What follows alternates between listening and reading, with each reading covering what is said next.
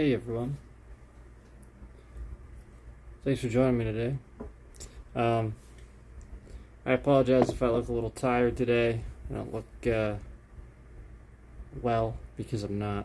I'm still under the weather, but I wanted to at least do this proper. There's been a lot of stuff that we've been trying to get to, and I think it's really important to get to some of this stuff and get it out there. So, especially considering the direction of everything we've been trying to show you guys firsthand instead of just telling you the information. So, let's get to it. Let me also start by saying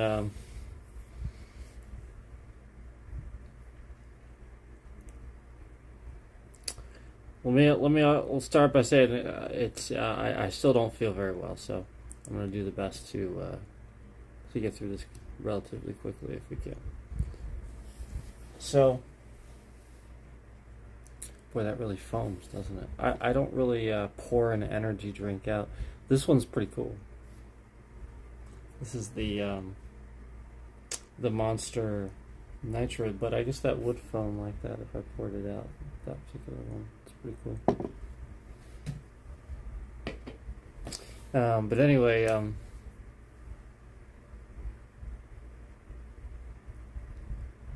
so let's start with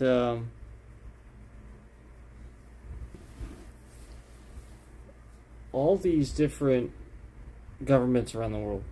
You know, they don't necessarily think like you do because, you know, they're raised and brought up in a society different from yours. Different from, you know, free thinking, opinions, things like that, where in that type of a society, having an opinion on something might be a crime. And, you know, they're actually brought up to believe this. And, you know, there are societies where it's bad, you know, like, you know, they make public examples of people and stuff like that just for speaking bad about the politics or something like that. And what you have to realize is that in a society like this, it's not that they don't have technology, it's that the technology isn't shared. And it's often not known what kind of technology they have because it's a lot more secretive. And this is often why we think that these countries may be doing this is just to save face, where they continue perpetuating the need to lie to the people and not allow free thinking just to essentially feel safe from the rest of the world. So, what you have to realize is that if you take a look at all of these different countries around the world, and, you know, again, including this one, you have so many different governments, as I already stated. And so it matters essentially how educated that system of education is in that country, where they will allow people in that education to learn certain things and stuff like that. And so when you go on social media in a modern world where you have all these different government organizations, these intelligence organizations that don't think like you do because they didn't grow up here, they didn't have your laws and your ethics and stuff like that, they wouldn't think twice about spying on you or costing some lives or something like that just for some data or something. You know, it's nothing to them. And there's actually a lot of countries with, you know, governments and intelligent organizations kind of like this and stuff like that. Hey guys, thank you.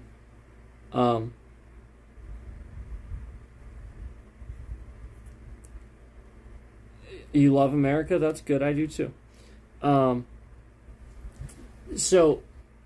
you know, you want to remember that, again, all these different intelligence organizations, they have their war games and their war tactics and stuff like that. And so when you have a bunch of people in a country with free thinking, where you can interject whatever media you want, it can be a lie, doesn't matter, and that doesn't mean you should stop that or anything like that, but I'm just saying, in a country where that happens, what you get is then, if you don't have some type of proper regulating from the government standpoint, like let's say like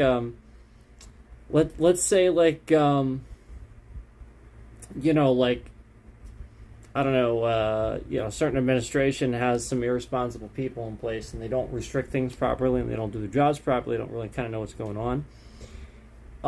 Basically, this will leave a lot more people exposed to things from other countries where they want to attack us, they want to confuse you and use tactics to manipulate people into causing some sort of civil unrest or civil war, because that would be the only way to essentially take down the biggest military on the planet, or essentially a divide and conquer sort of situation.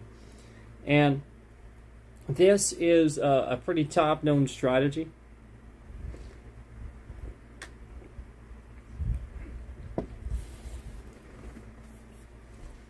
And you have to consider that, is this from a Democratic or Republican point of view? This is regardless of who is in office. You can sit here and point fingers and say this or that from either side. We obviously know my point of view and who I do or don't like. But aside from that, this is just a generalization, and which you should understand that the rest of the world, again, if you have two sides, that's actually a good thing.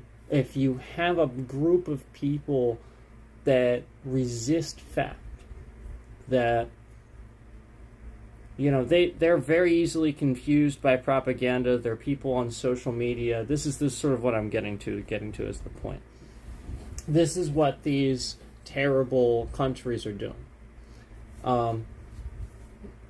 Basically, they're aware that people's attention spans are like less than 3 seconds. They're aware of this.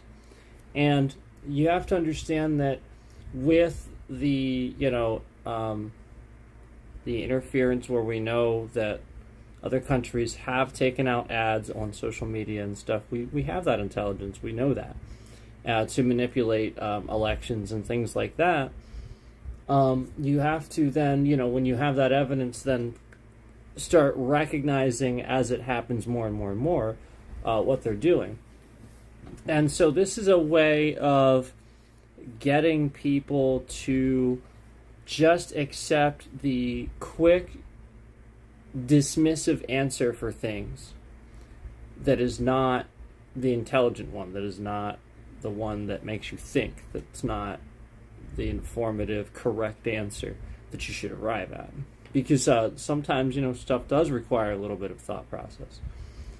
So basically, it makes everybody put their, what it does is everybody makes really quick, short, dismissive answers for things because they don't accept the new information, the fact, and they start putting their guards up around everybody else that doesn't accept, essentially what they're saying, even though it might not even be right. And so we all sort of, how I've been showing you guys, where I'm not necessarily directly insulting anybody or anything like that, but the whole point is that you should see the trends and stuff like that when there's a bunch of insults thrown out there and stuff like that, but what you have to realize is I'm not directly necessarily scolding anybody in particular. It's supposed to be more of a generalization, so that way you see what happens. You see, not again. Nobody comes in chat and I like directly inside. I usually just block them, right? And so like what you see is like, as I'm making a valid point, and I'm sort of pointing out how these governments do these things and operate on live streams pretty regularly, we see this sort of notion to troll it, notion to do that thing that we all see on social media, where people feel like they have to make a joke, basically take something out of it where it doesn't make it the thing that you're making it. And so why is that? Why is that the case? And that is directly what is happening in this country for sure, with our politics, where there's some real bad things going on with our actual system of governing here that's possibly changing some things. You have Democrats fleeing states to prevent things that the GOP shouldn't be doing. Like again, like gerrymandering happens, but like to the degree that they're like, no, like again, like a lot of the things that are happening, what you need to recognize that there's a pattern to it and you can follow it. And the other intelligence organizations, they know what they're doing. So when you follow that pattern back and you reverse engineer it, we should have been doing that too. So that's sort of kind of what I'm talking about, and specifically one being North Korea.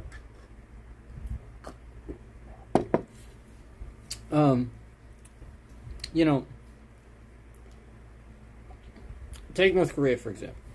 In North Korea, you have this completely totalitarian society where you have a dictatorship under one guy, and the people are so fooled and lied to. They think this guy doesn't defecate. They think he's God. They think that North Korea is the world power, which we know is laughable.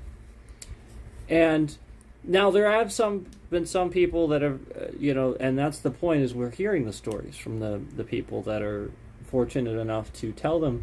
But what you have to realize is that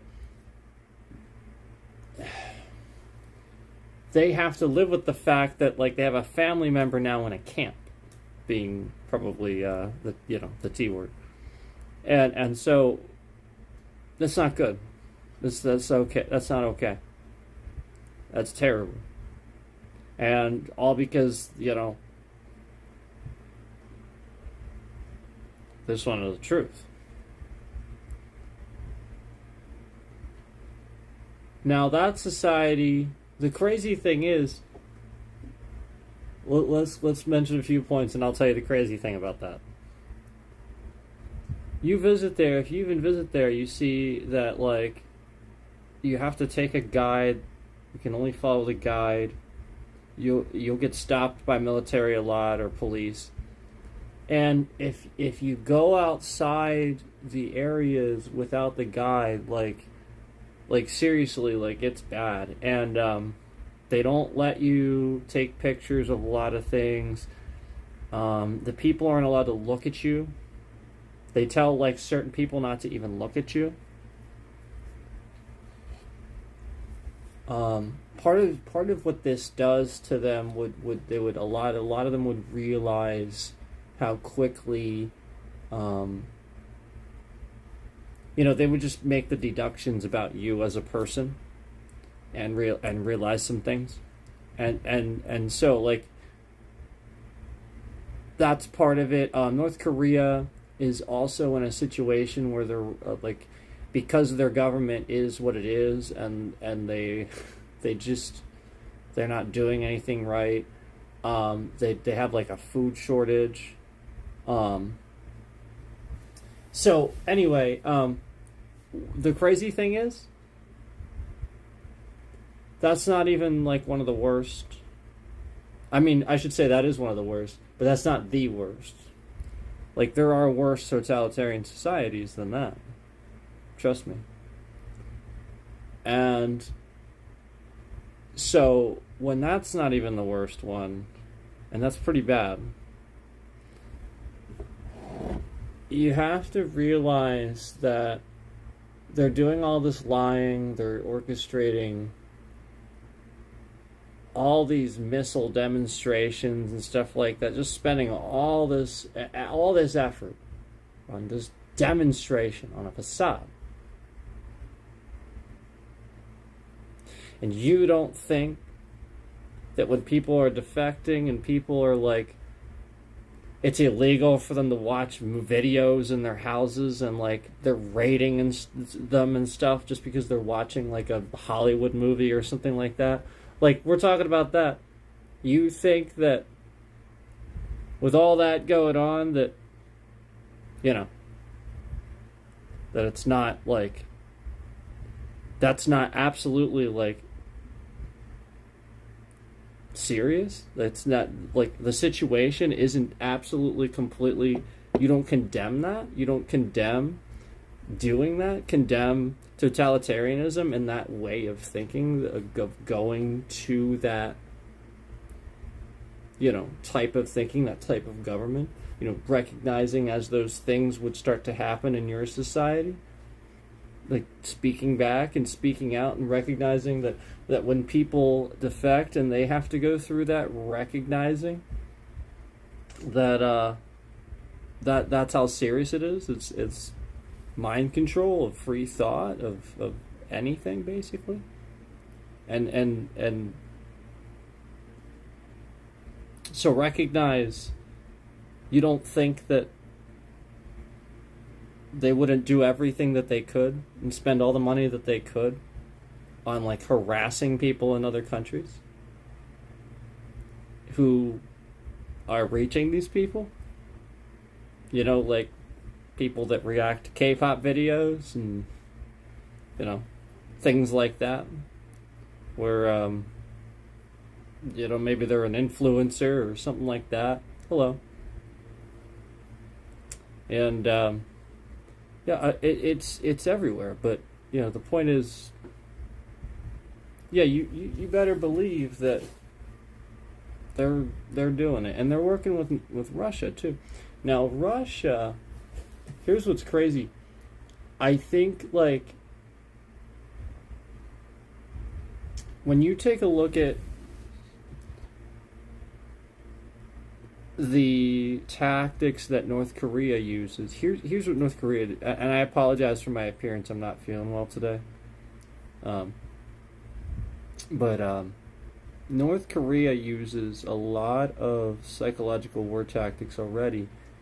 I remember watching this footage of somebody that visited, and when he was standing up there looking out at the ocean, all of a sudden, there was like this odd, very odd sound that everybody immediately got out of there. The guide was very concerned. And it's the sort of sound that like you'd hear like, you know, like in a sci-fi movie when a UFO shows up. Like, it's a creepy, creepy sound. And this sound is loud. Louder than like air raid sirens. Like, this thing is like weird, and they're just playing it. And this is all conveniently as this this guy decides, this you know, creator, he's gonna go visit North Korea and just record the experience. And it's kind of easy to see what happened there, you know, where they're following him around a little bit maybe, and they decide to do that at a convenient time. and it was convenient. So that's a psychological war game. That's what that is. And so basically it doesn't work if it's obvious. If it's obvious, you get sort of stronger back, right? You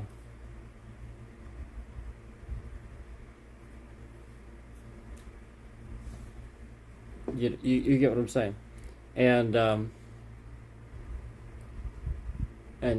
But like if it's not obvious, then what they do is they manipulate from within the folks that, again, not stupid, but with certain things, as we all are at times, and then so they expose that.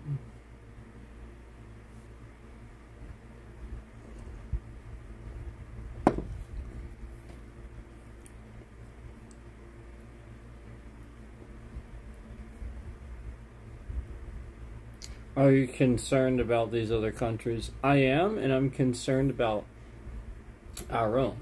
I'm concerned about China taking control of Taiwan. That would be a disaster. I'm concerned about the fact that our current administration, again, regardless of what side that you're on, seems to align with like Russia and stuff like that. That doesn't make any sense. Like, even a Republican should be against that sort of, like, that doesn't. John McCain would have been against it. There's so many other Republicans that are against it. You're not a racist, but you're very concerned about Muslims. Sorry. But, like, what you have to realize about that statement is, like, to say that statement, it implies that you're concerned about them in a way because they're Muslim.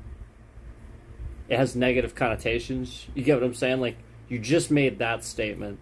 So, like, maybe, like, start with a little bit of context first. I mean, like, that's probably why people think that, if that's how you make that statement. So, like, that might help your cause. Just, like, try to start that statement a little bit differently. Because, like, yeah, that sounds... like, you guys have to realize, when I get on here, I'm a content creator. I watch Jon Stewart. I watch Colbert. I watch these guys that are getting canceled by the POTUS, man. I seriously. And I watch South Park. I think that's so funny. It's a joke. We're comedians. You know, if you're offended, it was a good joke. That's how it's always supposed to be. That's how Daniel Tosh was, and he got replaced, right? And they tried to pretend like it was for more family-friendly stuff, right?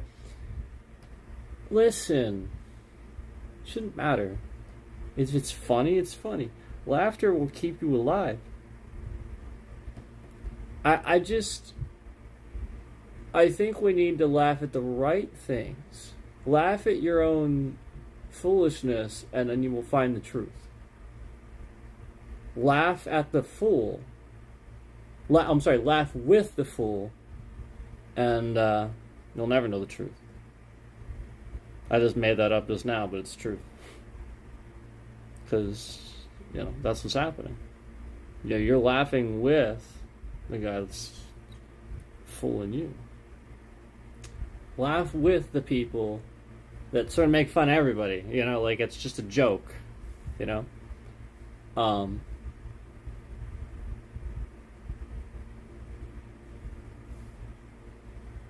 You get what I'm saying? But anyway, back to the psychological war games. So, again, what you have to realize is that these quick little things that you do are being spied on and recorded and noted. You know, like when you, like, this is why I say don't put your life on the social media, on the internet and stuff like that too much. So the stuff where somebody is definitively trying to note take how I respond to something that is broken. At a certain point, somebody was breaking enough things on my channel that they determined that I can self-sustain fixing just about anything that I need to fix with a PC. So they started just sitting here screwing around with everything they could, learning how I'd react, knowing that I don't like doing it too, knowing that, and then note-taking. And I've just been following it around. And what you have to realize is that even with Russia, with like KGB and stuff like that, Russia does chemical warfare and stuff like that. So their stuff is more chemical based, where North Korea, it's right up their alley, man. This whole social media nonsense it's right up their alley. Canceling culture directly related to, the music industry, K-pop, aka K-pop in South Korea, because it's so booming and stuff like that. A direct influence on their. You get what I'm saying? So hence trying to impact that negatively. So that's what you have to realize about what's going on with North Korea. Now, again, with Russia, it's more chemical based. So this is why I say don't go out there and start sharing all your medical information all over. HIPAA is really important. Why are they trying to get all your medical data? All of a sudden, after this whole aligning with Russia thing and everything's on like a fast track, you have to be very concerned right now.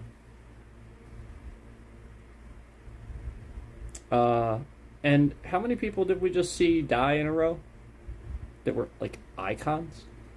Not that we weren't expecting certain ones. I'm not talking about him. We're not talking about him. We all know, Ozzy, we love you. We're not talking about that. We're talking about some other stuff that was like, what? That was odd. That was all of a sudden. Not to mention any names, but in the intelligence community, they look at that, trust me. You think they don't? Trust me, they do. If they didn't, they wouldn't be doing their job. It's literally, they have to consider all these different, even if it's a 1% is enough, right? Isn't that what they always say? Even a 1% chance of, no, they have to. You get what I'm saying? So,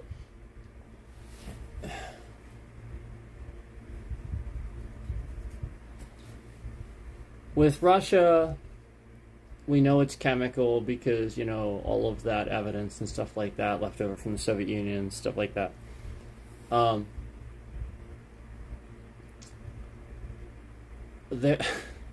Who knows what all these members of Al Qaeda that were trained by Bin Laden? The guy that was given billions. We trained him. Unfortunately, it's just the truth. Who knows? And they're here. They're here in this country, guys. And this is what I get concerned about. This shouldn't be politics. We shouldn't be looking at the deporting situation as a situation at all. Like we all agree that, yeah, we got to deport some people, but it ain't the Mexicans that are trying to come here just to be good citizens. That's all I'm saying. And that's what you should look at it too, is like, they're good people. I've always had a fine time with knowing them and knowing plenty of other Spanish people. No, we're talking about Russians that, again, were like Putin's right-hand guys that certain presidents appoint as their Secretary of State and stuff like that. Secretary of Defense? Secretary of Defense. And like just weird things like that. And we're talking about, again, how, oh yeah, there's members of Al Qaeda just living here. And trust me, they're worth probably just about as much as Elon is right now. Elon ain't so rich anymore. Now, he's still worth billions, but the point is, imagine if Al Qaeda is sitting here and they're worth as much as Elon Musk. And they are. Probably more. So, who do you think's actually... You get what I'm saying? No, I don't need to finish the statement, right? Please don't tell me I need to finish the statement. If I finish the statement, then they're going to know. Don't let me finish that statement. Just do what you will. So what is the solution, sir? What the current president's doing, but with the right people. You get what I'm saying? Like, actually, like the right ones. Obama did it. And again, that's not me picking Obama and being like, I mean, yeah, he's great, but that's just a fact of the matter, man. I'm just trying to be honest with you. Like, I'm pretty center of things. Like, I've always been that way. I've tried to tell you guys that too. I even gave, I've given Bush W credit for things. I've stated this. I actually didn't dislike Bush W too much in the second term. I just didn't like the whole Iraq thing. And he was pretty inexperienced the first time around, so like it was like a lot of that was Cheney. I didn't hate the guy. I never ever really hated him. I like John McCain. I always have a huge support for John McCain. But then I like some Democrats too that were plenty successful, that were good for this country too. Obama.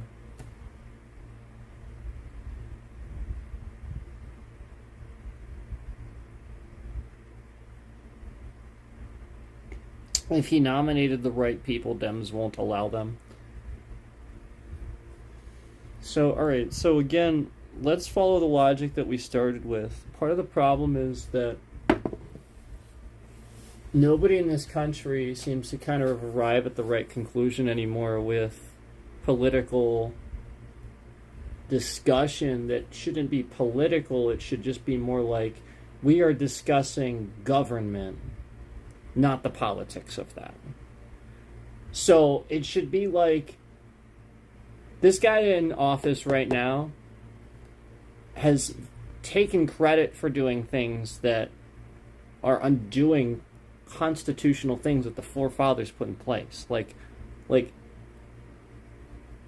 just, I can't even list the number of things that every Republican should hate about this guy too. He is everything opposite of what they should represent. And again, the Republicans should like taxing the rich more.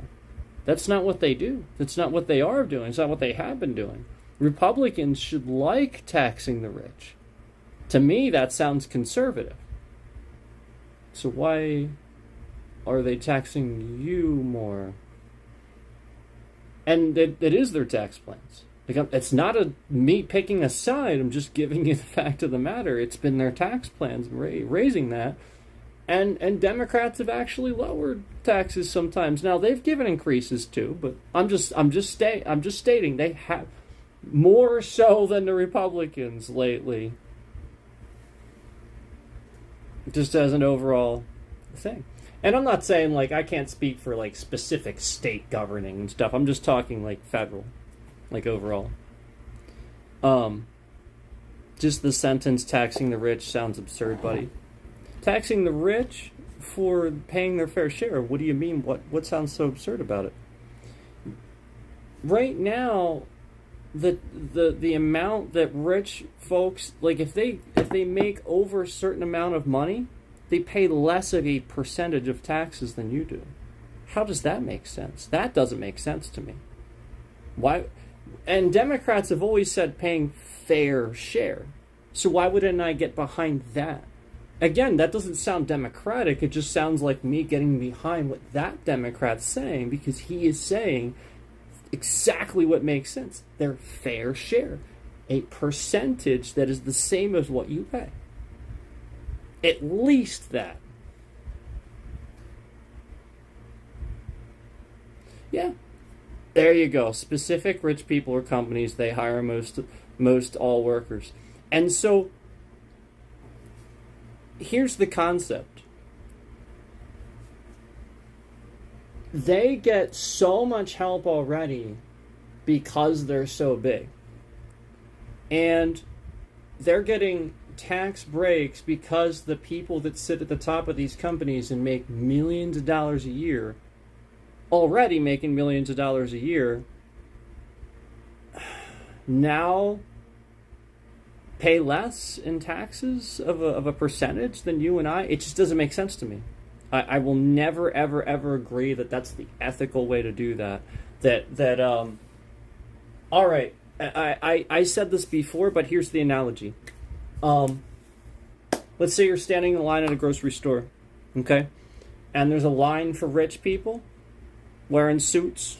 If you're wearing a suit, you go in this line. And if you're wearing like what I'm wearing, just normal clothes or whatever, you go in this line, okay? You're rich people and the normal people, okay? And you're standing there and you go up and you're paying. And you both get the same thing. You look over and he has the same thing. You're like, oh, cool. That's cool. And then, he rings up his drink. It's $3, and you got the same drink. Yours is $3. Right? But now yours costs $4.17. And for some reason his costs $3.17.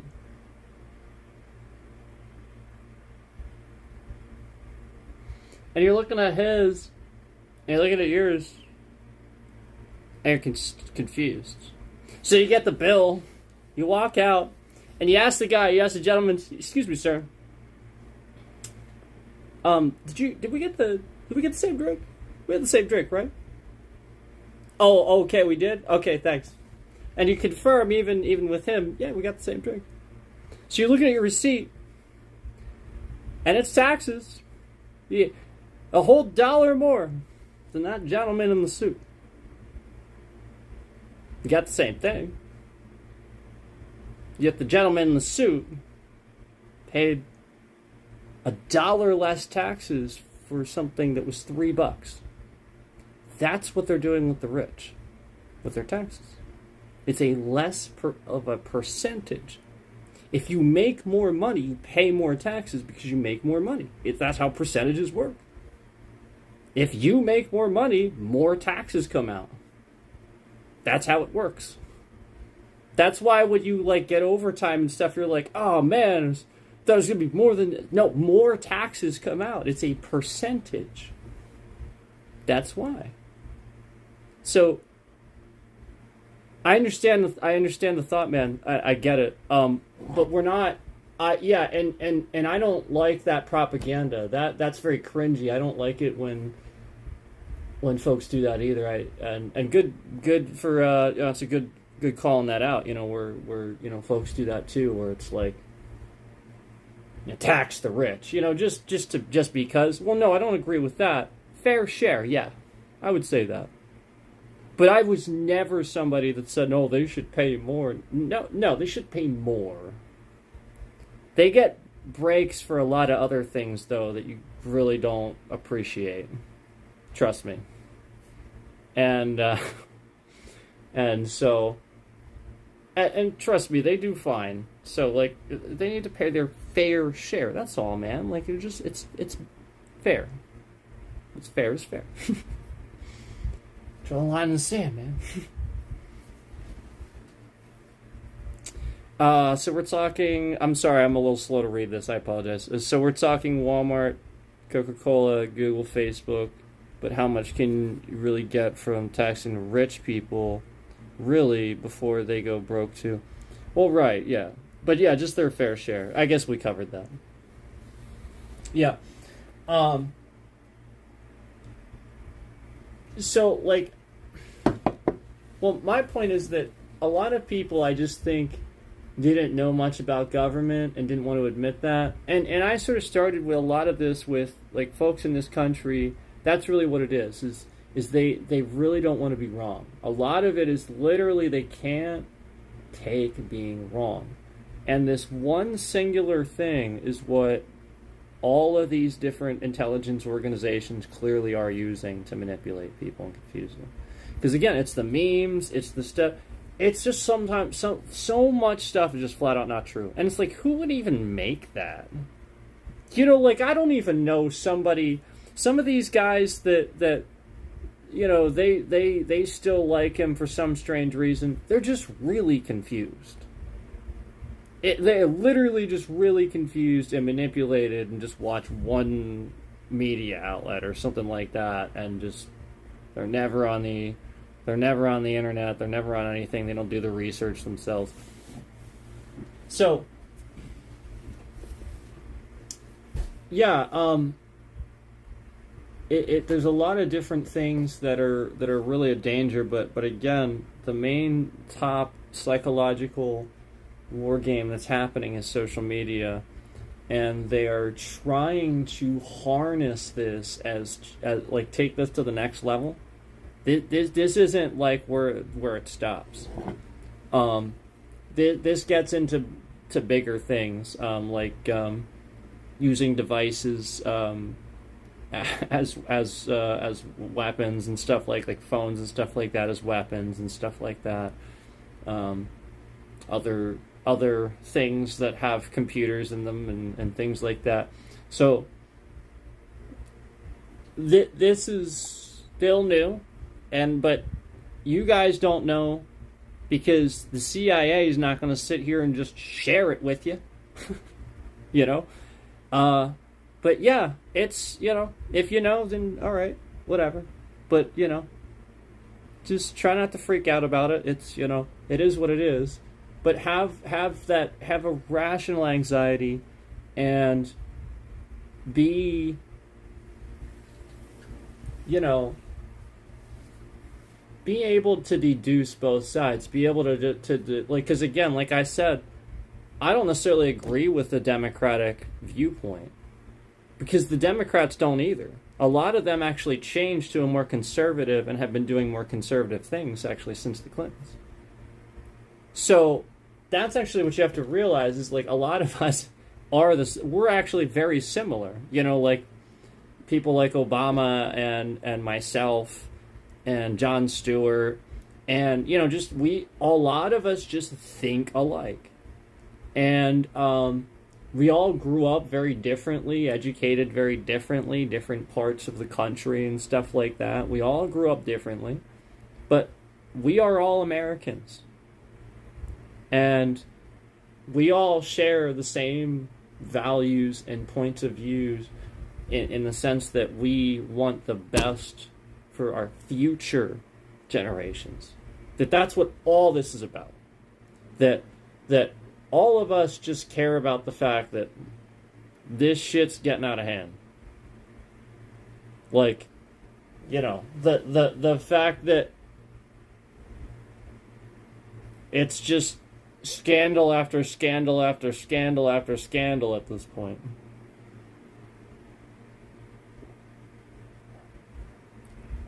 What, Clinton had like one?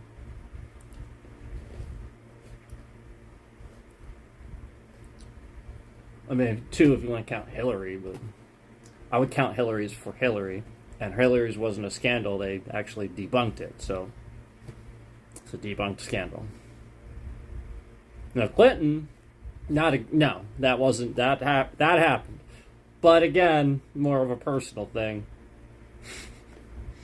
Now, I guess there's like the whole thing with the Epstein files and all that.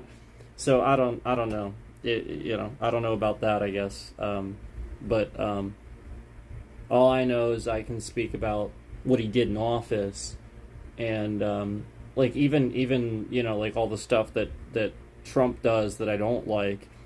I would at least be able to have that to say for him. That's what I'm saying. Like I would still at least be honest and be like, well, he still did this or this and that. You know what I mean? Like, yeah, obviously, still call out these things, still talk about, but he did do this and that. Like, I would say that, but there's nothing. Like there really isn't. It's time and time again. Anything that was something that actually helped, like economic growth, jobs, and stuff like that, was something that was from the previous administration that he was experiencing. Like the ceasefire. Remember when he took credit for the ceasefire and stuff like that? I mean, everybody knows Biden organized the ceasefire back in April that year. I get in crazy arguments daily on chat. I'm talking about real anger with mostly Americans. I'm like exhausted. So that's what I'm talking about. This is what they're doing. And they're monitoring it all and they're egging it on. If anything, I think what they're doing is actually making all of you think you're spying on each other. But they're actually doing it. Because you're starting to see it a little bit too, right? Like, it's not stuff that's hard to see. Like, they're sloppy about it. And you're starting to see it a little bit too. It's not just you. And no, we're not spying on each other. It's like North Korea or Russia or some shit. And, like the point is, or China, the point is that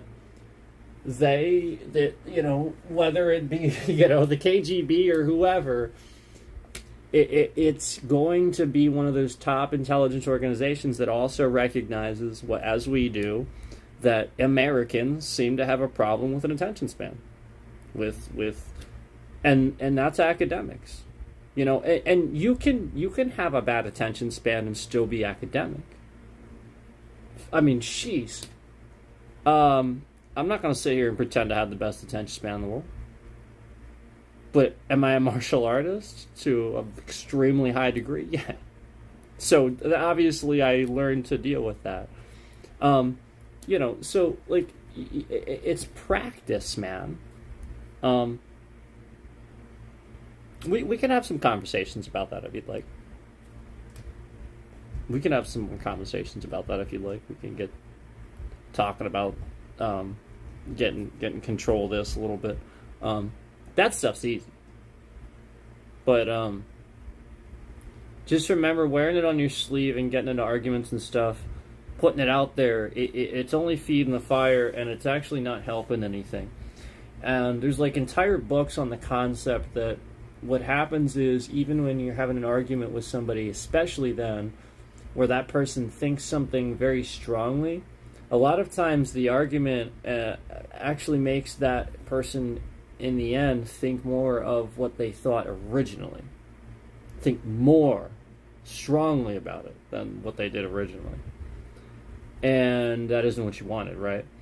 So that's why it's actually very delicate dealing with voters and stuff like that.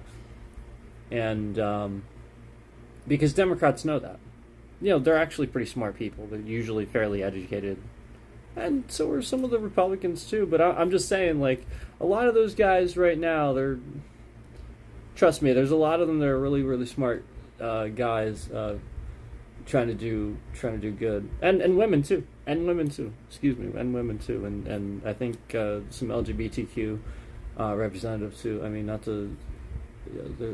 there's some good ones too. I mean, trust me, there are. It's really just about recognizing, do they understand ethics and will stand up for the Constitution when they need to, either side.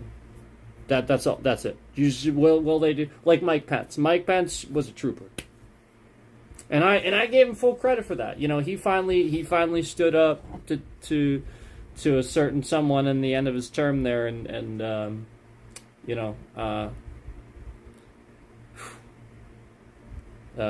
he really it really hurt his career, obviously, but you got to give him credit for doing that.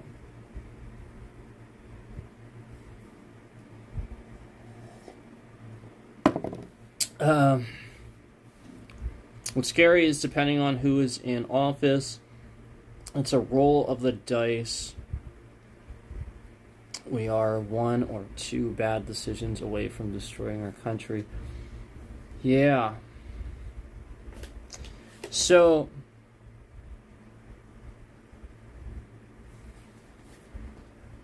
that's a good point. Let's talk about that. That's actually one of the segues. I'm glad you mentioned that, because that's actually a good segue to another war game that's happening. And I sort of warned you guys about it. And I'm not smiling or smirking because I want it to happen. I'm smiling because Godspeed Hellbound, man. I don't know. What else can you do? I just... I want to remind you guys that there's a lot of things that I was following all along my ways of researching and being very good at research and being in the center of things and not caring about Democrats necessarily, but being on the right side of stuff. And been following this. And I gotta tell you, for a long time, they've been planning this. They have been planning since September 11th, I think. I think since they were basically unsuccessful in breaking our spirits. You know, us. You know, us. We were the generation in high school when that happened. I was in high school when that happened. And then we were motivated. You know, we did things. I had a business. I had several jobs. But the point is, they have been working since then because they saw that. They saw that all that did was actually make their situation worse because they were unsuccessful. They saw how quickly our spirit will turn into a raging war machine and topple anybody on this planet. They saw what America can do. Because that's what America is. Because America doesn't attack. They don't start wars. But they will finish one. Okay, that we will do. We won't go out of our way to try to stay involved or anything. No. But, you know, you want to start one, we'll finish it. And that's you know, we're not going to, that's the whole point. That's what it's about, man. And the point is, the more common, the biggest one that I think that they're, again, this one explains the other. It's literally this whole planet. This one explains the other. And it's all POTUS. It's all him. It's all the current, our current commander-in-chief. It's because he's easy to manipulate. He's easy to predict what he will do if you manipulate this person and this person and this person to say this and say this and say this about him. So it becomes very easy to predict how he will respond, where he'll be, what he'll do. He's a fool. And I'm sorry. But that's why you don't elect somebody like that. Somebody like that would have a sense about themselves to take that job seriously and go through maybe a crash course in intelligence or field training. You know, I would. You know what I mean? Like why wouldn't you? You're going to be working with some of the top guys that do this job. You want to hire the top guys to do this. You're hiring those people. You have to know how to do that. Wouldn't you at least? And then meanwhile, no. He skipped intelligence briefings. So it's like, come on, let's remind ourselves that this guy pretended to know things all on the way and didn't. And every time he's wrong, I didn't say that. You know, like, come on. Yeah. So all this does is make his voters really angry at everybody else. Because they can never win an argument because they are wrong. They are flat out wrong every time. So that makes them so angry at everybody else. And it causes those walls, those divides, where people will that are voting that way will literally hate anybody that doesn't. They know they can't. They will look at them differently. It'll just immediately they'll see things like this, like woke. Like that's like a term now to define somebody's to define the growing need for regulation in a world where we've had a president now deregulating things too long that's damaged our society, that doesn't recognize what regulation's for. You get what I'm saying? Like that's all that's happening. Like, and then they call it woke. And then like label it as that just because they hate people. So the point is, all of this is all centered around the current president because he is very easy to manipulate, and so is his base. And he's the social media president. Nobody doubts that. And who does he work with, too? The top social media giants. Zuckerberg. Remember when Elon bought X randomly years ago? Sounds kind of like a conspiracy plan, doesn't it? Like, geez, man. When you start piecing it together, it's like, what the... Did Trump have a bunch of Russian people he hired his first time in office, too? Yeah, our Secretary of Defense was literally Vladimir Putin's right-hand guy in the oil business.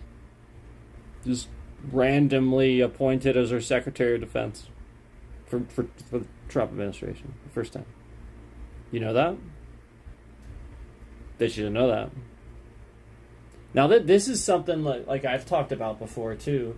I mean, I'm sure maybe you did. Maybe you didn't. I don't know. I'm just saying, there's been plenty of people that have denied that fact with me. Where I tell them that, and they go, no, he's not, or something like they just make a quick declare. That's fake news. No, he...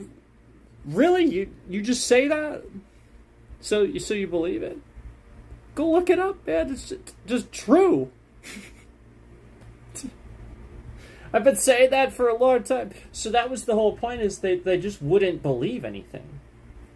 And this is why they're like, oh, like they're declaring the moon landing isn't happening and the Holocaust didn't happen and stuff like that. Oh, who knows? Well, it's all this guy. They are denying their own wisdom and facts and information they were educated with. All for this guy. All to sit here and endlessly defend this guy just because they're in denial and they can't be wrong. Because the point is, it's all starting to be like, well, what about this? What about this? What about this? And it's like there's this endless. Oh, there's only so many times you can justify something before you. It's just not it's not accurate, man. So again, remember that it all centers around that president, because that president's very easy to predict, very easy to know exactly what he's going to do and how he's going to react. Yeah,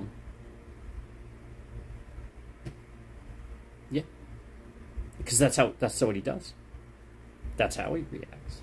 He becomes a very obvious emotional ball of stress. Can I throw a little bit of a hint out there for anybody watching? There are other people that exhibit this behavior that do jobs in our country that are being manipulated. And that behavior then becomes worse because you kind of think like that. You think that you need it more or something like that. The point is to show you that you're being manipulated. And that's the behavior they want you to have. Because that's how they can manipulate you. So, remember, I mean, people have asked me for advice before in life, and I think one of the best things that I can give somebody as far as advice in life is that you can't change who you are. Like, you can't change who you are except if you first change your actions. Because again, like, people just sit there and they just go, well, I'm just gonna change. I'm just gonna New Year's resolution, and you know what I mean. All the gym posts, right? Not that that's a bad thing, but like, you know, don't oversell yourself. Don't do it like that. You know, don't give a sales pitch to yourself. You're brainwashing yourself. You're letting that gym convince you you're gonna change everything. You're gonna have this healthy. You're not gonna do that. You're not gonna do that. You want to eat those truffles. That's okay. Develop other healthy habits around it. You like truffles? Okay. Eat them once a week. Eat 2. Stop there. You start forgetting to brush your teeth or something like that, make sure you do it before you leave the house. Good habits. Change your actions. Then, suddenly, you find yourself one day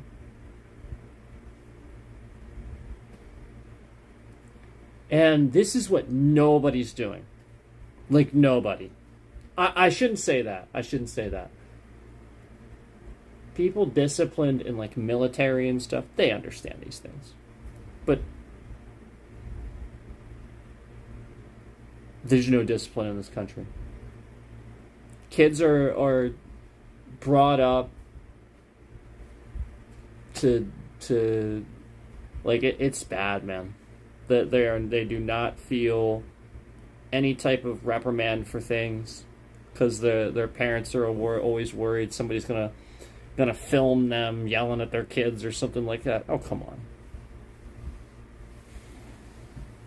Was he a shithead?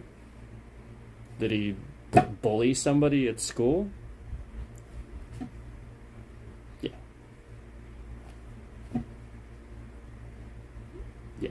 I mean, like, yeah, I mean, like, it'd be one thing, like, if they weren't shitheads, but, you know what I mean? Like, everybody's different. And if you don't deduce that you have a different, like, it could be a gene thing, it could be that one mistake that happened here, where they were with that weird fucking babysitter or something. Who knows? Sorry for the F word, I know. The point is, you try to do better, and you try to just simply correct that. Don't think about this. Don't think, just fix it. Just start doing better and make those corrections. And the point is, like, everybody is going to have a different slate where, like, you might start with an understanding of how things work. You can see social interactions and figure things out, and maybe you know, as you're just smart, and as you grow up, you don't need guidance really with stuff. You kind of figure it out, and you don't need as much warnings in life as most people, right? Like, you're good. Yeah, you didn't really get in trouble, stuff like that. But then, like, there's all these other people that's, like, you don't even understand it, right? Like, you just see this, like, the same person just, like, almost like they're doing it for attention, right? And that's what you think, probably, right? I mean, maybe sometimes, but not necessarily. Yeah, maybe, but no, it's more like something to do. Like, yeah, like it's social interaction. So they can't socialize. They can't. You get what I'm saying? Like, nobody cares about the person that does that doesn't know how to socialize. You know what I mean? Like, that's how people will treat that person. So therefore, that person eventually acts like that. So nobody recognized early enough that that person didn't understand, like, an interaction or things like that, and just was, like, awkward, or you get what I'm saying? And so, like, they grew up a little bit skewed, you know what I mean? Like, they think a little bit differently, so now they need a little bit more guidance with some things until they kind of get it. Then they pick up, then they're fine, right? And then you just have some people, they just totally fine. They don't need any of that. Just, nah, yeah, I'm good, I'm fine. And so the point is, the person needs a little guidance. Usually they're not, again, they need some guidance. They're probably going to be somebody that's going to fail over and over and over. And then like, like they're growing up, right, and then like they just like make the same mistake. Like maybe they're just like have an interaction with somebody that they don't see as like bullying or something like that, but everybody else does, and they don't really understand that. You know what I mean? Like it's like, well, they see it as like they try to like interact with this person, but that person really doesn't like them or want to. They don't understand that they need to let that go. They just don't understand that. They don't understand that they have to, like, you know what I mean? Like that, like that's that. Okay, they don't want to, they don't have to. Like, you have to let that go, man, and they have to understand how to deal with that. And, there's either people that are going to be there for that person to understand that, or there isn't. If they don't understand it, they're just going to be pissed. They're just going to blame this person, they're going to blame this person, so they're going to start forming posses, and they're going to be like, well, I want to hear everything that person's saying, and I want to hear everything that person's saying. This is literally how it works. And then they skip school and they start forming gangs and stuff like that. It's literally what happens. And again, all because somebody just wasn't there to explain to them they need to not care about this, or like essentially just like little tiny things along the way. And somebody just wasn't there to do that proper thing. Or they get it, and they clearly are doing this, and clearly are to the point where they're getting a little bit too crazy with this, and now their car's in danger to this person and this person, to themselves and you. Now you need to be a little bit harsh, and you know what I mean? Like now you can't just be like, oh, well, it's okay, just don't do it anymore. So like whatever it is that you do that doesn't work. No, you gotta be a certain way with that. It's gotta stick. It's gotta stick. I can't tell you what that is, because every situation's different. But you have to be a certain way. You have to create some sort of way to make them feel, like there are consequences in life. When you're gonna, otherwise they're going to realize that too late. So it's a shame that like the whole world is like this, but that's what happens, and that's why history repeats itself. You just have leaders educated, like Kim Jong-un and stuff like that, in other countries where they're smart, and they're smarter than like everybody around them, and they realize all these things. Meanwhile, they're sort of trapped and they can't. Yeah, I mean, because if they do, they're dead. They are. So they have this sort of superior complex where they feel justified.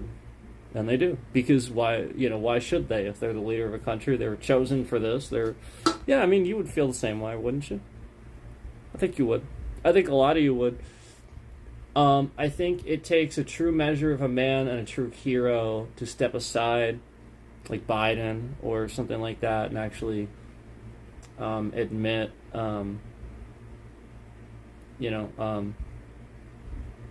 they can't do it anymore or whatever it is, or don't want to. More like don't want to. I remember. I think toward the end of Kim Jong-il's dynasty, hearing something about how I think he actually wanted to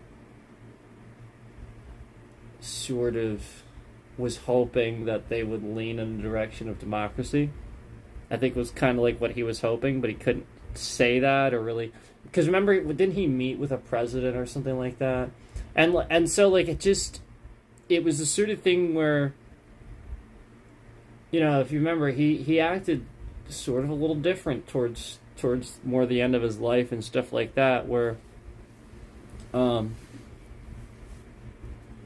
it's sort of almost like a reflection. Almost like he got to that point and went, wow. Well, what was all of it for then? Almost like he got to that point and realized, shit, now I realize what it was all for. Because that's what you'll realize too. Do you want me to tell you, or should I spoil it? I don't want to spoil it for you if you don't know if you don't know the meaning of life yet. I don't want to spoil it for you. You figure it out eventually. But no, like that's the point. He gets to the end of his life and he realized, crap. This is all wrong. This was the opposite.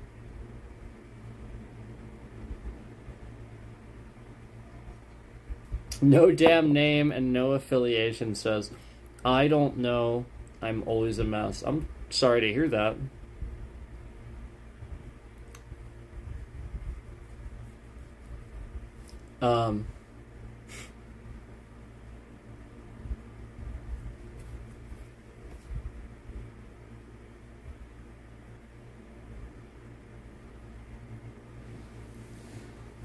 It's easy to feel insulted when you have somebody on a stream that knows all this stuff and can piece all this stuff together and talk about it and knows the facts and stuff like that. But again, my message has always been, all I've been doing is paying attention. Like at a certain point, I just started paying attention. So if if you guys could have done that, but now I hope that we do. I hope that at a certain point more people start just paying more attention to things. And so that way like local elections and stuff like that. That way you know what's going on. So again, do you know what's happening in some of these states? So gerrymandering is when instead of waiting for like the thing to happen, you reform it now, so that way it fits your political agenda. That's gerrymandering, where like you're giving seats in office to your your politics, your side. And this is not something that, I mean, like, obviously, we've seen gerrymandering. We've seen lots of it. But it's happening all over now. And there's a big gerrymandering thing happening in Texas. There's That's the big one. I think there's a few more that aren't as big, but there's the big one is Texas, and again, it's an example of the current president doing something that gives him more Republican seats and stuff like that, like rigging election and stuff like that. Like it's obvious because again, the thing to do that wouldn't happen until 2027, I think, is when they vote on it. I think. And so like basically like there's still all these years left until when that would have happened, when they redo it. And so the seats would be different. The point is that the House and stuff, like all that stuff will be different by then. So it makes sense. You don't just do it when you want to because, it fits your political agenda. That is flat out. When you call BS and you say, sounds like some BS is going on here. I smell some BS. Because again, there's reasons for those things. There's reasons things take time. And when you rush that process, you see that they're trying to force. So that's what's happening. Basically, the Democrats flee the state to prevent them from doing this.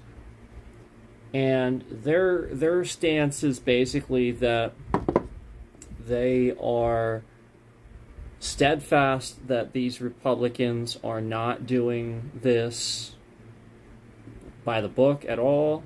They are doing what we've seen from this current administration from Trump, where there's a lot of dishonesty, there's underhandedness, there's lying. We saw that example with Cory Booker where they flat out sat there and voted to strike his amendment before it was even presented. Do you see that? That is like that's alarm bells. That's like beyond alarm bells. That's like flat out we're trying to stop. That would be like obstruction. Like in a more regulated democracy. Like that, like the point is like he wasn't even able to represent the people again where Cory Booker is from, where that want the thing that he's representing, the thing that he's trying to push for. Like that's his job. And they didn't even want to hear about it or anything. They literally just voted to cancel the thing before even. And he's like, well, this makes this useless. I like this is, and like the guy is like the nicest, most. He's like apologizing to the guy. I would have been tearing into him. Like he's sitting there apologizing, like I'm sorry, but I'm sorry, but like he's just like the nicest dude ever.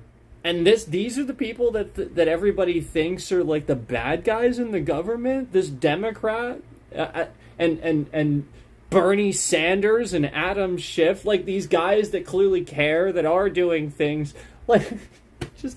It's so laughable to anybody that does follow it and pay attention. That's why it's funny to Jon Stewart. That's why it's funny to Colbert. That's why it's funny to me. Because it's laughable when you know what you're talking about.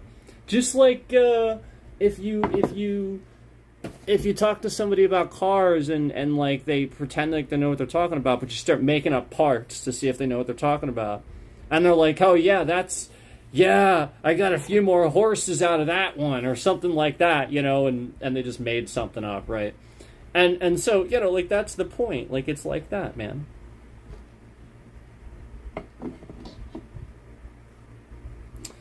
I think that's why I'm a mess. You can't see evil. It's hard to find kindness and intelligence in the same room sometimes. So that's on purpose, yeah. The point was to always divide that. because intelligent people aren't always compassionate people. I'm a target because I am. So that's actually a good point. I like that point. Thank you. That definitely connects those dots for essentially me being more of a target. And again, I do apologize. I'm still feeling under the weather. I haven't been on camera for a little bit because of that. I was having some swelling. So let me explain a little bit. I'm not going to go into my health stuff with you guys because, as I already stated, you don't really want to sit here and put all your info out there. But I'll give you guys, without telling you everything, just so that you understand why it is alarming and why I have to step back and take care of it when it happens and it's serious. It was to the point where I couldn't open my mouth, and this has happened plenty of times before where it's just locking my jaw completely shut, and it's honestly enough pain where even my eye starts to, it's this side, even my eye starts to close shut. And I was sort of playing, when I was playing Achilles last night, as much as I loved, that was so much fun, I loved that. When I was playing Achilles last night, though, I was sort of kind of sitting there like this at a certain point. I was literally just sitting there like this. It was just, it was bad. It was bad. But a lot of it is pressure and swelling from, like I said, something. I'm not going to explain all of it. Like I said, it's the sort of thing where on the surface, to a doctor, sitting here trying to deduce it, they're like, what the? And it doesn't look like anything on the surface, but when you would explain it, if you would have enough information and you'd explain enough of it, oh, okay, that makes sense now. And so, yeah, that's why, on the surface, even with some doctors, that it seems like that. But no, it is actually a very it is known about, and unfortunately there's not a whole lot you can do except a lot of home stuff. And again, if you have an infection, that's an infection, and I'll get that treated if I need to, but I would much prefer not getting antibiotics if I can avoid it.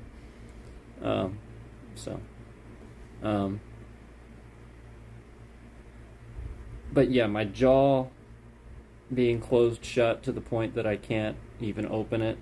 And that's why some of the weight stuff, I was actually going to maintain a healthy weight. And some of the weight stuff, that's what it was I had this thing going on for so long where it's back here, and it swells in that area, and it's just pulling my jaw shut. So I can't open it to even eat food, man. That was actually even happening a couple nights ago. I was sitting there trying to eat just finger food because it's easier, and I could barely open my mouth to. So just so you guys understand, it's not fun, and it's not something that it's just a little bit of pain or a little bit of discomfort. We're talking about pressure, pain, and radiating and migrating to other areas too. And there's a lot to it. So it's not just as simple as even a broken toe or something like that. Deal with that,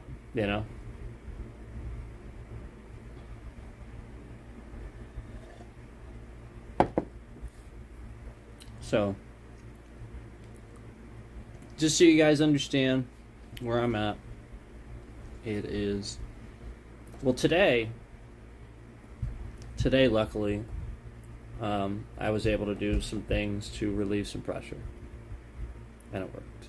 So, It's not as much. It was just a huge, immediate, lots of relief. So, but boy, is it still.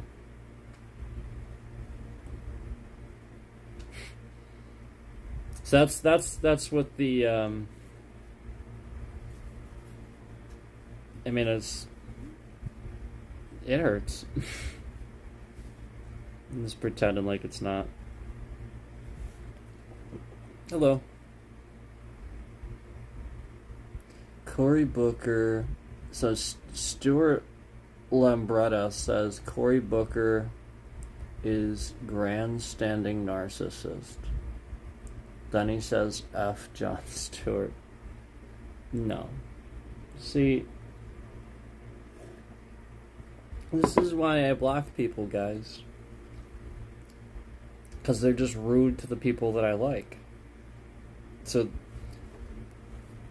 this is usually, I block for things like this, when people are rude to just people I like. People that are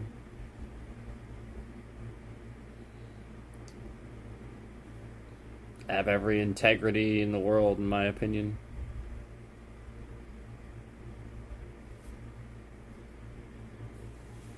So like there's not even any context for this. You just came in and said it. Colbert canceled, LOL. So you think it's cool that like a rich person can just decide everything and cancel people? That's LOL to you? What if like you were doing a job someday and some rich person just wanted to take over your business and just didn't like you, decided to force you out? What then? You get canceled. I think that's fair. Regardless of your opinions of Colbert, it's not fair.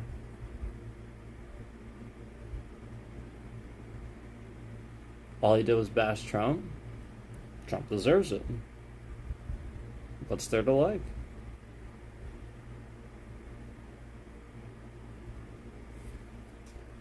Trump doesn't do anything. All the stuff that he's doing is hurting the country. That's not it's not a side. That's, yeah, I mean, like, I'm not choosing the Democratic side by saying that. Those are facts. You know what I mean? Like, this is the guy trying to undo democracy. Wrong period, Trump great. I disagree. And again, there's no credible, there's nothing credible to your, like, what has he done? He's sat here and tried to take credit for things Obama and Biden did numerous times. Many, many, many times. We had the AI sat here and give us a huge list. It takes a while to go through that list of the things Trump tries to take credit for that Biden actually did or Obama actually did. One of them being the ceasefire. Remember that? That ceasefire was Biden. He did that back in April of that year. So, I again, like, I'm not trying to be rude, but I just, you know, it's not correct. And Trump is canceling Colbert because he feels that. The guy's been making fun of him because he deserves it. It's not. They're not lies. I promise. I wouldn't have any reason to lie. It doesn't serve me for my purposes here to lie. Hillary and Obama in trouble. They're actually not. And there's nothing credible to anything Trump has ever said about them. I would believe you more if you said Clinton. Like Bill. I would believe you more if you said Bill. Hillary and Obama are actually pretty scandal-free good people. Again, Hillary did have the email thing, but that was it, and it was debunked. Disproven. She didn't do anything wrong. So, Again, I would agree that Trump attacks people illegally because he's gave himself more power than the Supreme Court at this point and took the power away from Congress. So that's why they're in trouble. Yes, he attacks people, which is why Biden pardoned his family, because he knew this was coming. But again, no proof behind it, no probable cause. They've been subpoenaed. Okay, so then we'll hear the statements then. Yeah, that's all that means, that they're forced to testify on behalf of, and tell the truth, obviously. So, that's all that means. Tulsi has all the proof. Well, again, we haven't seen anything that's ever credible against Obama, and people keep saying these things about Obama and Hillary. None of it's ever credible. They've been saying this for years. It's the same stuff Trump always peddles, that is always disproven, and then he always does the same thing, and it just tries to get rid of the people that are disproving it and stuff and doing the jobs that they're supposed to do. So again, it's much easier to accept the fact than to deny. Like, you're just creating all this nonsense just to kind of deny the fact. None of what you're saying is true. Tulsi has all the proof. Again, there's no proof, so that's just not true.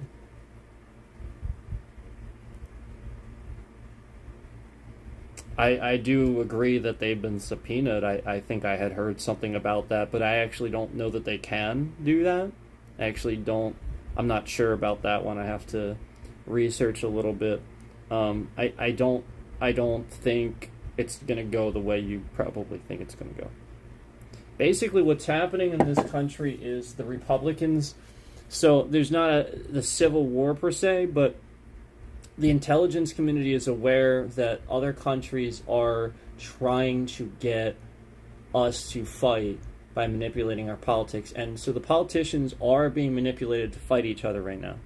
And it is so important that Republicans back some of these Democrats that are speaking out against what the Republicans are doing, just for the sake of, not doing it in a way that's fair.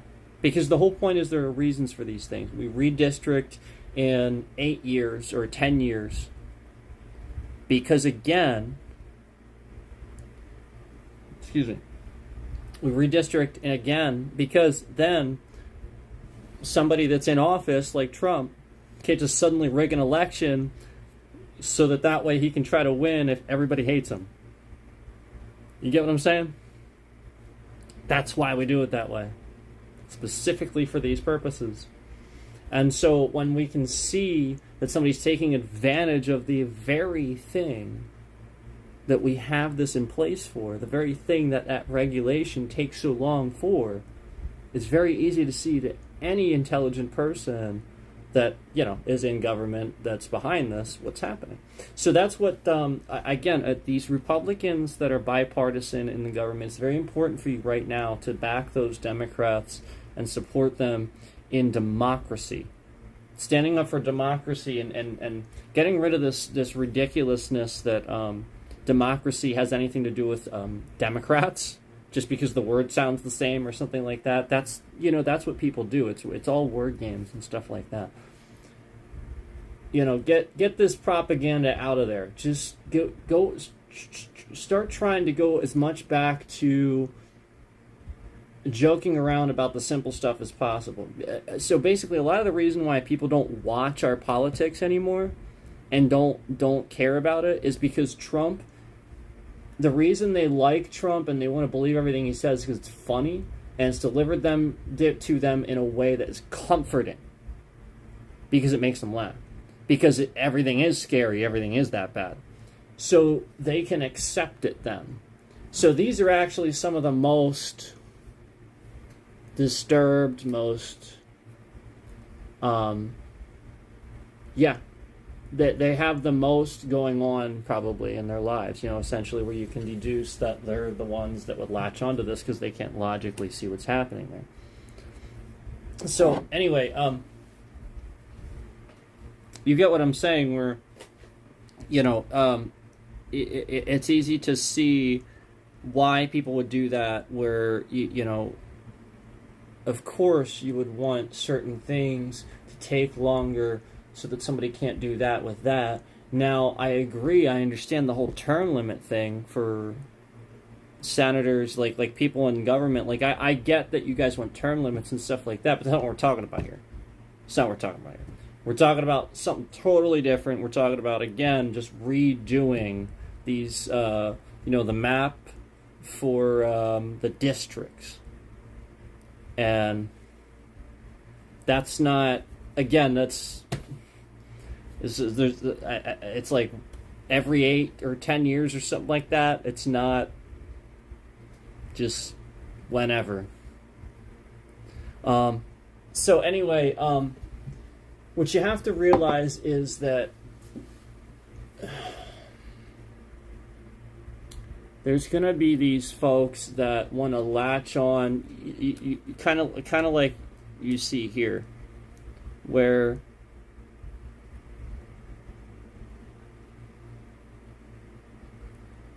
they actually won't sit here and believe anything anymore. They won't believe anything, and part of the reason for that is because everything, CNN, NBC, all these people, they don't like Trump either, and they're even starting to report things against him. And so since there's only one news outlet, or like only one person anymore, one of this and that, and all these people that Trump has to fire and separate himself from, you have to realize at a certain point, everybody else that also put stock in Trump started realizing the same thing. That's it. That's it. Elon Musk was full in until he got punched in the eye. I mean, come on. Come on. Can we not deduce these things? Yeah, we can. We all can. We see it. We see what's happening here.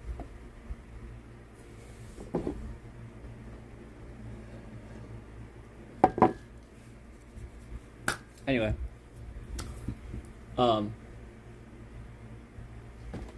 Donald Trump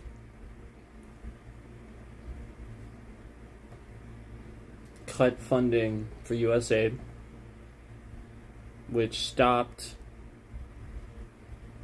giving food to countries that have like people that are dying from like earthquakes and wars and stuff like that.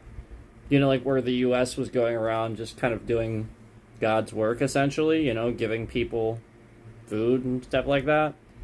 And he just cut the funding, and that's what Bernie Sanders has been saying for, like, that guy's talking all about this stuff, and nobody. It's like, it's funny how everybody was, like, talking about how old Bernie was, and about how they were worried about him being president and stuff like that. It's like, man, doesn't that sound like a way better option at this point? Like Bernie Sanders, come on. I would love that. I would be phenomenal. And he would have had the numbers. He would have won. He was very well liked.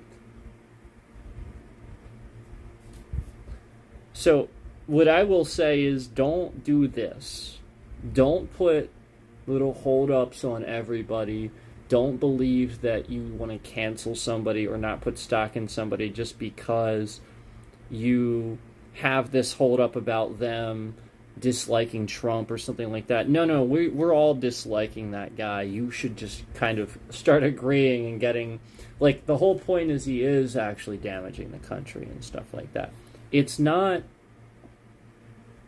a political statement anymore to, like a choosing a side anymore to say that. It's literally just the fact of the matter, just me stating what's happening, kind of.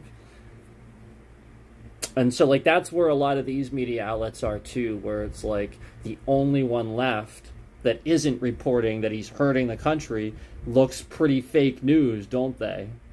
Because yeah, that's the point. Yeah, he is damaging the country with tariffs. That's a huge trade deficit he's creating. Adding to the debt, $3 trillion to the debt with his disgusting big bill.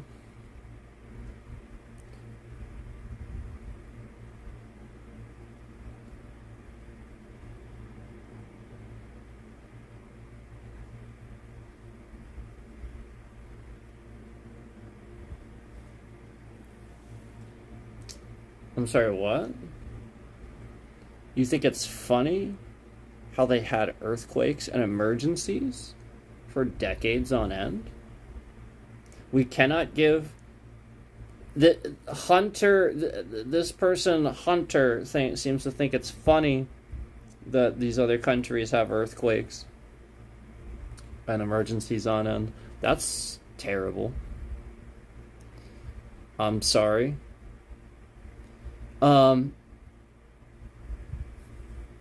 Majority likes Trump and what he's doing. It's not true at all.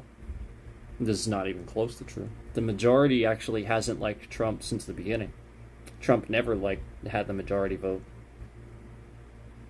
The only reason he had popular vote this past election is actually just because so many registered voters didn't even vote. Even registered voters didn't vote. There's so many that didn't vote. So again, that's actually why that happened this time. First time around, he didn't have the popular vote. He won by electoral vote. And a very small margin, too. Very small. Hillary won the election. She should have been saying, stop the steal. Because again, he won. You can still, the Electoral College still picks who they pick, but that's the point. She actually won the popular vote by a good bit. And so this is the propaganda. The propaganda is that Republicans forever, if you just follow it, you start recognizing the people that come in and want to have the most to say are conveniently the ones saying the exact polar opposite of what actually happened.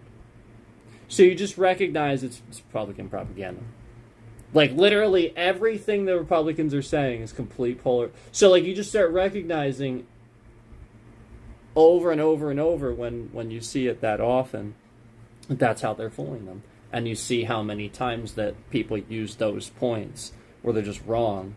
And so it's like, yeah, that's, I see it now. I see it where, the Republican did something wrong, and the propaganda was to make you think the Democrat did something wrong. So now the Republican just takes credit, like Trump trying to take credit for all the jobs Obama created during his time. It's like Obama was just in office for 2 terms, and you think Trump created all those jobs? How? Just. There you go. No. He has to have had administration, people working to do that. That speaks volumes of Obama's administration and Biden's and the people they hired.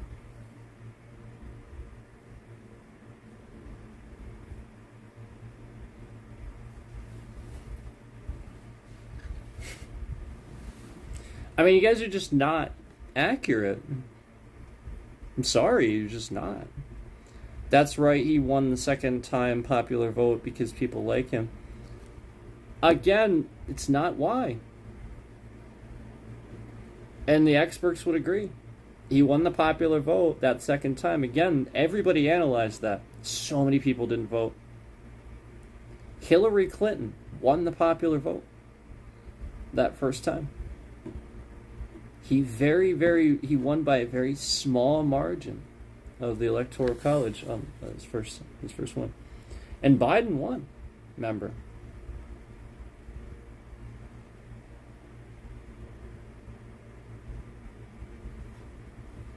The statement, this is the problem. This is the problem. How can you defend Biden? Come on, he was brain dead. See, this is the problem. Biden is somebody that was always in government for a long time, and he was actually always the guy that they would sort of kind of interview that would give him like the middle of the road sort of agenda. Like, meanwhile, there's all this propaganda going on. You'd see like a snippet of somebody interviewing Biden, and nobody would ever cover it because nobody knew who Biden was until Obama gave him vice presidency. So this guy was just like representing you, kicking ass for a long time, being awesome, being in the middle of the guy road that they're kind of interviewing one off. Here's this political agenda here. Here's this political agenda. Biden would be interviewed, and he's just like, no, it's like this, and he just tells you how it is. You're just like, oh, great, thank you. That was what Biden was. That's the point, and it's really a shame that people can't go back and actually look at that footage to see that. And then like you just make quick dismissive things about his intelligence so that way that would immediately discredit exactly what I just said. So you see exactly what I'm saying here, where again these guys come out of nowhere to like be really, really adamant with their points, and I guess that's fine, but you're not correct. You're very clearly wrong, and It doesn't even come from a place of like fact. You're just making declaratives, like very simple declaratives, about his brain being dead and stuff like. It's clearly not. He had all that economic. He expanded the nuclear program. He actually is the reason why we started drilling for oil here instead of import. Because remember, all our gas prices were all high because again, we import oil from Russia, and we always have. So again, that has nothing, they don't sit there and decide that like everybody says. If anything, Trump is why your gas prices are high, because again, he's the one with ties to Putin and Russia and all these tariffs and stuff, like creating trade deficit. If anything, I'd say it was more, you could arguably say it was more him, but even he didn't. Again, Biden is the only one that significantly impacted gas prices, and that would have made it go down because we're drilling here. But Trump reversed that. Yeah, I'm pretty sure we're just importing from Russia again under Trump. So, why does Trump sit here, and why does Trump sit here try to take credit for everything Obama did, or Biden did? Again, I'll ask you, if Biden is brain dead, why is Trump trying to take credit for everything he did? Why is he sitting here trying to take credit for the ceasefire that Biden's administration did?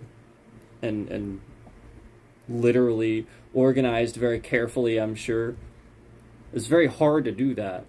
You got to be an absolute complete expert to sit there and organize a ceasefire between countries that are engaged in a war? Are you kidding? And you're trying to tell me that Biden did... Are you kidding? Is brain dead? Are you kidding? Like, again, you have to be kidding. Because that just sounds like a joke. Because that's the point. Like, that's there's zero merit behind that. Because, again, Trump is trying to take credit for something very obviously super intelligent, like that ceasefire, that Biden actually did, that was his, that he can own.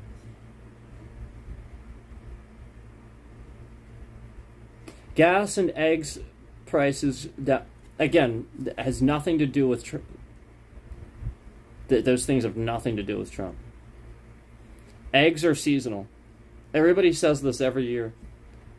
Eggs are seasonal.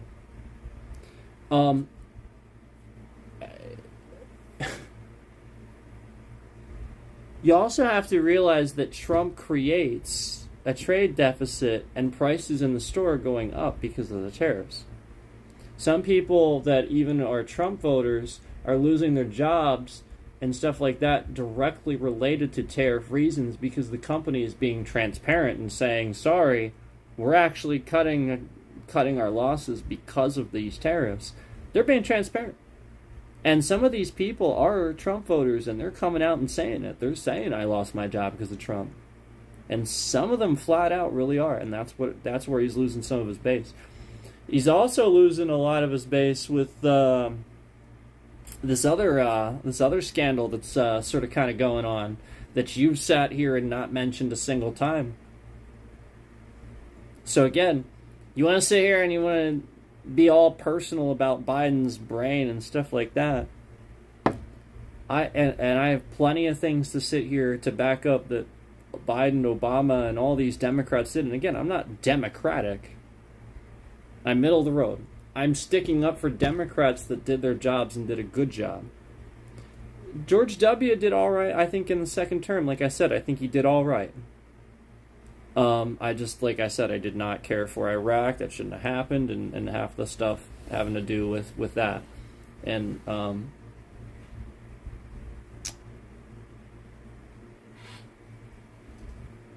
there's some other stuff too, but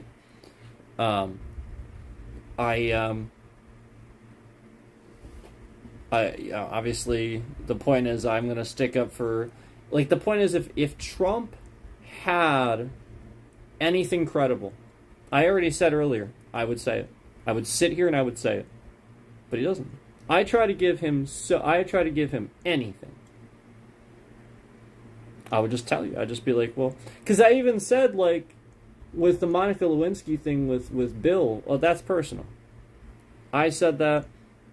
Everybody else has said that too. And that's how you should look at that. Now, like, obviously, like, if there's some other stuff, we'll talk about that. But and then with Hillary, hers was primarily debunked and disproven because of the interrogations and stuff like that, and she was grilled on that, and again, no. So and not only that, but you had Robert Mueller, the guy that, again, was a very obvious, like, Republican conservative, right? Wasn't that guy known? Didn't he like Trump? Didn't that guy, like, try not to find him guilty? Didn't even admit to that or something like that? And he did, or something. Like, I don't know. Like just all these things where so many people are just like, he's bad. He's bad. He's bad. He's bad.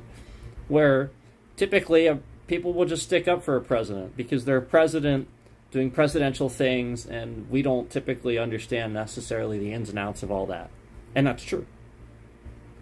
But with Trump, not anymore. Not when you give yourself executive power over Supreme Court where you can overrule the courts.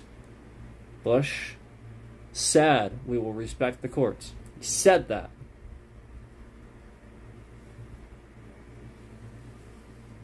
So you just say these things. Hillary, Stuart Lambretta, again, is typing all of this nonsense. Stuart Lambretta types, you are so not middle of the road. He was Monica's employer, not personal. Hillary, Benghazi. Again, just like very simple things. All right, so again, I'll I guess reference these. You are so not middle of the road. Again, yes, I am. If there was a Republican that I liked right now that had good ideas and was running, I would stand for them too, because again, I like the conservative point of view. I actually don't particularly like the whole Democratic point of view, and Democrats know that. They haven't been Democratic either. They've been conservative. They know that. Yes. So again, like, that's what they've been doing. They've been sticking up for conservative values. So again, that's very middle of the road, and you can look that up, even with the AI and all of its vast knowledge to compile all of the internet. It agrees. And the AI, again, is far more intelligent than you and I. At academics. And that's what this all is. So again, yes, I am. Secondly, he was Monica's employer, not personal. Yes, it is. That's personal.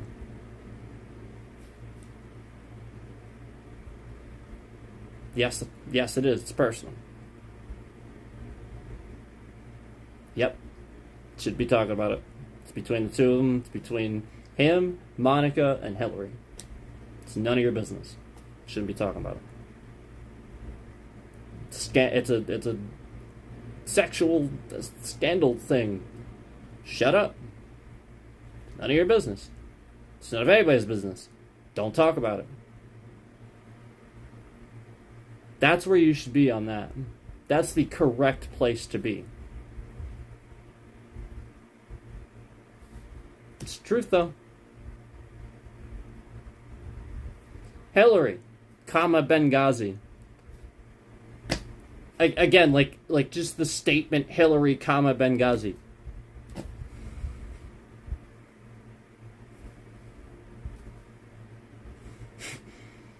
So you clearly know some information about the scandal that you're trying to peddle about Benghazi and Hillary, but you don't know enough.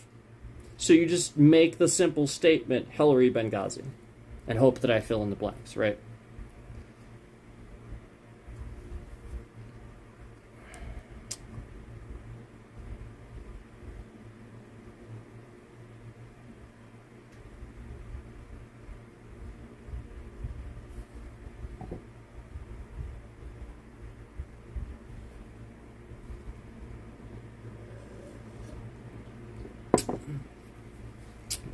Mojave Ronin says literally nothing else came of it. He didn't force her. What do you mean? Yeah, I don't know what you mean, but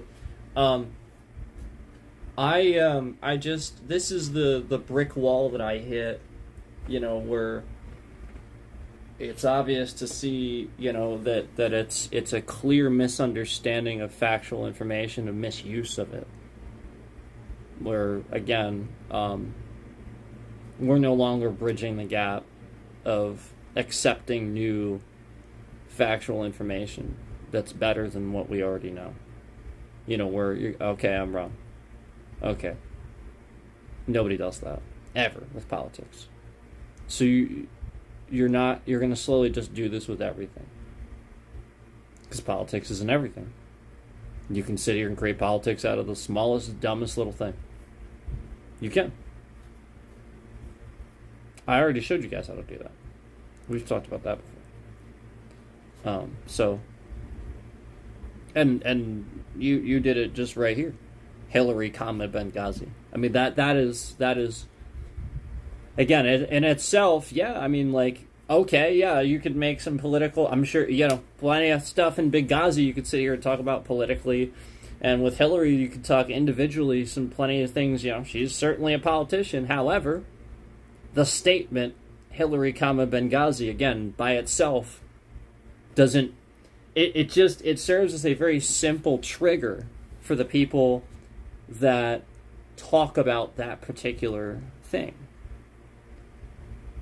So then all those trackers from all those people that talk about that, they're all in here immediately, and they see your comments and stuff like that.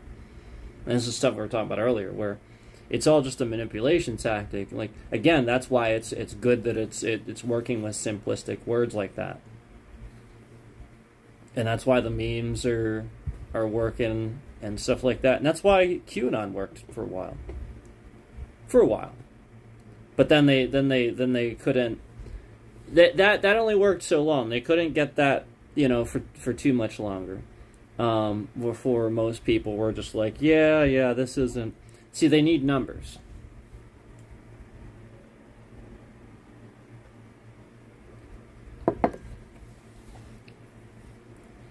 So, I hope that you guys can sort of see what's happening even in this stream here, as we sort of calmly talk and get to some points and things like that. Yeah, it's clear to see again that people just want to feel right about Trump, but not really having any reason why. Not actually being correct, just wanting to feel like Trump is not this bad guy. Like Like, they're going to go to the ends of the earth. They don't care what anybody says about them. They're just going to keep always defending them no matter what. And it's obviously wrong. It's obviously wrong. Because, obviously, if he were actually standing in front of them, trying to do harm to them, suddenly it would be different. Yeah, you know what I mean? Like, suddenly nature would take its course. This is where I talked about the thing with Equilibrium, about how that's my favorite movie and stuff like that, where nature would take its course. This is why war happens. And why it works, but again, you don't want war because people just die. You want a history book. That's it. You want enough people to understand that the small few that don't, they don't matter. Don't use their opinions, okay? That's the whole point.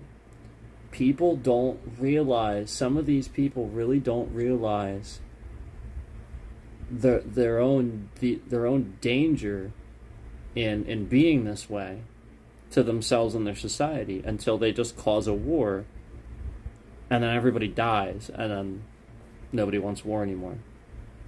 So they don't recognize that they're actually just inherently evil. They're the ones that just kind of want to like shoot at people and stuff like that. And so like that's why they're being manipulated, and unfortunately the intelligence organizations, they kind of know that too. They kind of know that too. They recognize when somebody is emotional and irrational. So those two things combined, that's it. That's all they need. And what this person just did in here, all of it, just hit on all those points. And as you saw, it wasn't even just him, it was like a couple. So that's what I'll say, where you come in here and then you kind of give it to them, where this is only going to get worse now.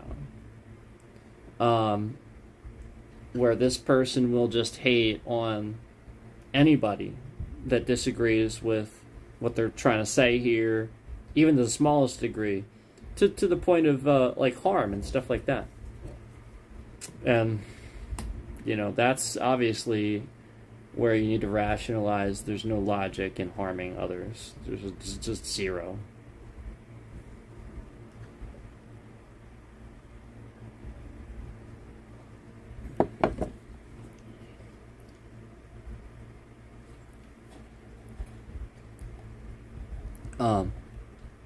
So basically they at a certain point use that war concept. Once they have that war, finally they understand that danger. Oh, I didn't want this, and that's it. It's like, again, it's just a learning experience that, for whatever reason in their life, they weren't able to be taught. They weren't able to experience this. And oftentimes I will say to you that this is why at a younger age, even in like maybe as they're growing up, you recognize people that are just geared for military, where they need a little more education and stuff like that, but they might think kind of like that anyway. So they're soldiers. And then as they get educated, they start realizing, yeah, maybe shooting in war ain't so cool and stuff like that. Like they just never kind of grew out of it. Yeah. So there's a lot less of that happening. There is. We know that. There's a lot less of that happening. And then, just more of people not wanting to educate and not wanting to actually seek out information, and resisting information when being given to them from valuable sources, even like Wikipedia. Oh, anybody can change it up. Yeah. Yeah, that's the point. So, and there's a sighting where you can see who, you can trace it on. You can, man, thank God for Wikipedia. Bravo. I'm so sorry that I couldn't contribute more over the years. I would love to. So, nobody has encyclopedias anymore. Nobody. It's like, this concept is lost on people. Research, citing, understanding where it came from, where the information came from. So, like, the person in here earlier said to me, do you trust this media outlet or something like that? Do you believe this media outlet? I don't necessarily not trust a news outlet that's giving me the news. Like, typically speaking, even Fox News, when they deliver the news, it's just the news. I have always said that when you're watching those journalists, take it with a grain of salt. But again, if the journalist, even them, is just reporting something you can Google, you can look it up and cite it, find out where they got it from. Yeah, that happened. There's like 3 other sources. Like things like that. It's some pretty basic common knowledge, man. There's not 3. You realize that those 3 other sources have thousands of people working for them, too. So all these different thousands of people all went, yeah, this happened. No. And all those educated people behind that company with that as their name and they're reporting this as news. No. They're not going to make a habit of doing that. No. Doesn't make them look good. No. That is a bad way to do business and news. An analogy for this is a very good analogy for this. A common one is The Onion, where they classically troll everything.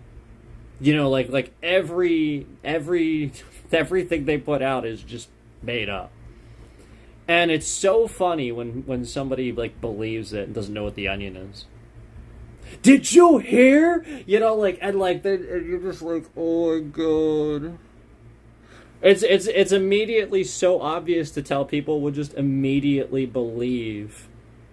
You know what I mean? And it's like, it's The Onion. You don't know who The Onion... It's like, okay, so people don't research media outlets. This is the problem. This is the problem. And so you don't know about the Colbert thing. You don't understand why that happened. You don't get that, all of the rich people are combining all the countries in this country. Companies in this country, and getting tax breaks and doing all this illegal insider trading shit to make even more money off you. To getting even more money by doing that. That's all it's it's not... There's not some big conspiracy where Colbert got canceled because he talked about Trump too much or so. No, he's perfectly within his own right to sit here and talk about anybody he wants on his platform and that's his job. He's a comedian that writes comedies. He literally was a writer on Saturday Night Live for how many years? The guy did that. He wrote for TV Funhouse. Remember all the TV Funhouse things and stuff? Pretty sure he was a writer on that. The guy has been around for a long... He was on The Daily Show with his Colbert Report for how long? He was a freaking genius with that. The guy's a good actor, too. He actually can sing, believe it or not, too. And so you just have talent pouring out of this guy. And you're claiming that he was canceled because he was canceled. So again, you're reminding me of the thing that insulted Jerry Seinfeld so much, why he felt insulted. But that's why he felt insulted. Because again, he didn't get canceled. He chose to end the show. I understand that. I understand because that's what media does. They're going to get that, and it's going to be a headline. It's going to say it everywhere. No. You stop that right now. And that's where he took hold of that. He's like, no, you're not doing that to me. We ended that show. That's him standing up for it. Good for you, man. And this is where most people aren't on the same page and they need to be. And then everybody looks at him a certain way because it's a certain... why? No, understand what the interviewer did. Like, I'm sure they don't have anything personal toward each other. I'm sure they didn't. I'm sure that was all media, and they went backstage and apologized, and it was very professional. It was like, I'm sorry that had to happen, but I had to stand up. It was like, oh, no, I understand. I shouldn't have even said blah, blah, blah. It's probably something like that, right? Like, ridiculous. And then meanwhile, the media is going to blow the hell out of this and talk about it. So, yeah, you get hold of that. You don't let it become anything because, yeah, he chose to end that. It was not canceled. So, same thing.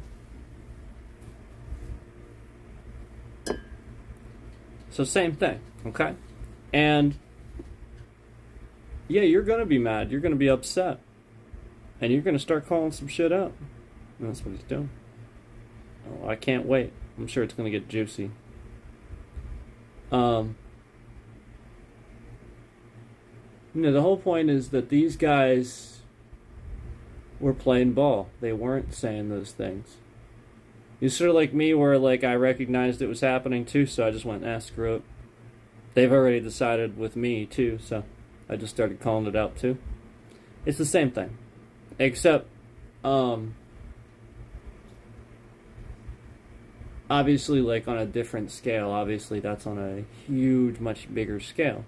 So it's just at opposite ends. Like, it's not, there's no even in between. It's just everywhere. It's everything. And you have to rationalize that, whoo, that's more than one source. That is a nation attacking with intelligence. You need to recognize. You need to deduce and put it all together. The gorilla one got you.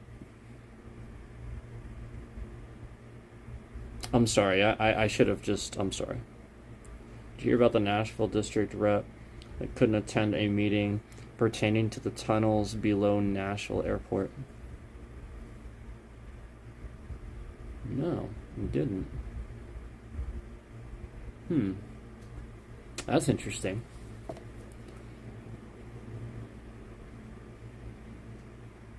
Oh, you were responding to Stu. Like but you like individual perspective. Thank you. Yeah, no problem. Thank you, Mojave Ronan, for your chats.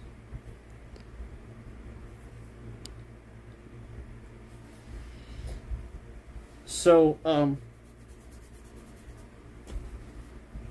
the point is to try to have more intelligent conversations and more intelligent, all right, so let me explain. All right, I got harassed for a while. I got stalked, and we had some personal information shared, and a lot of stuff has been going on with that. So, just like anybody else, you're gonna put your defenses up. You're gonna be different, and you're gonna just like those Democrats. You're gonna fight the war. You're not gonna let somebody take advantage. And this is what we all need to do. Now,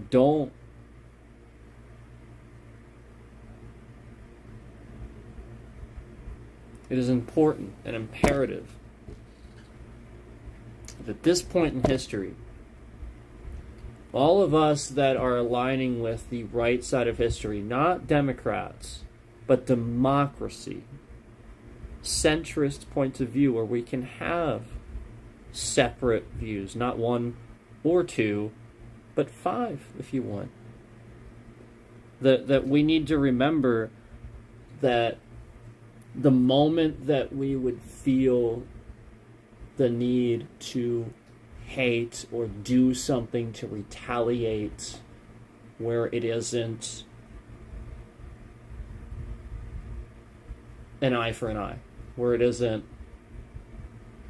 immediately back, where it isn't retaliatory, like literally self-defense, retaliatory. Don't seek out. We need to be on the correct side of history, because what's going to happen is there's going to start being a lot of people that are just simply manipulated into doing something they would never normally do. Because these very good people have been manipulated very carefully with everything that I've been talking about. And they are just fighting back, putting up their defenses for what they know is happening.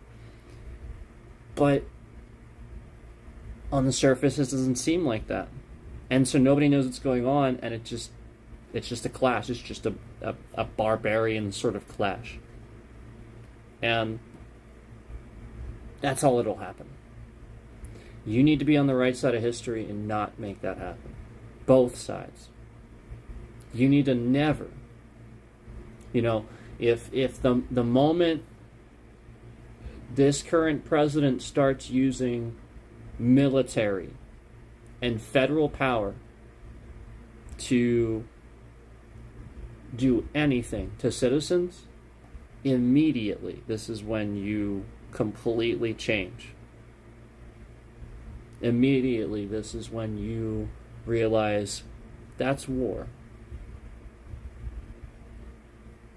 Now that is your government attacking you. That's war. And you need to realize that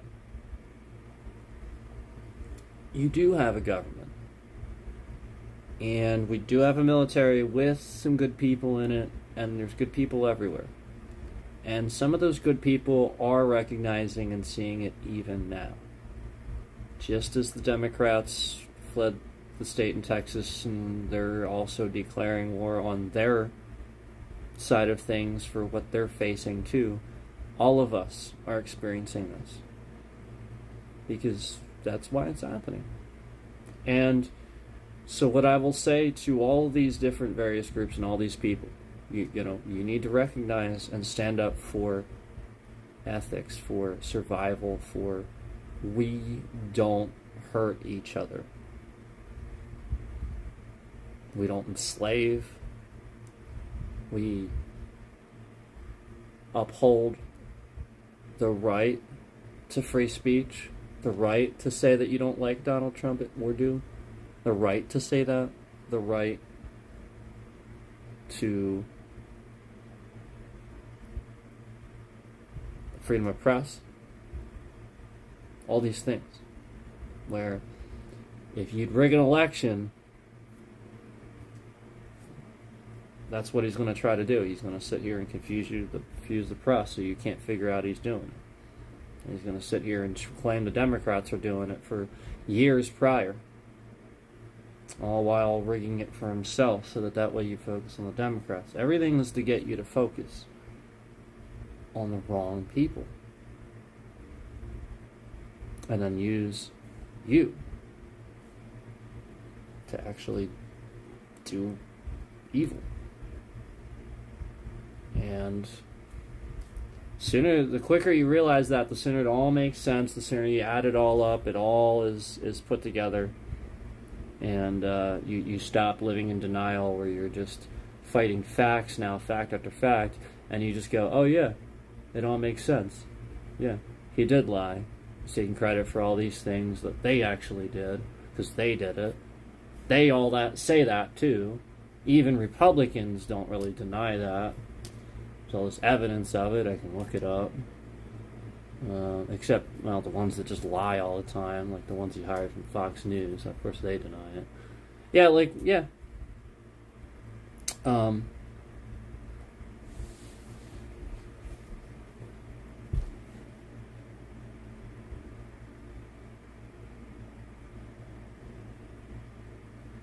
Trying to think if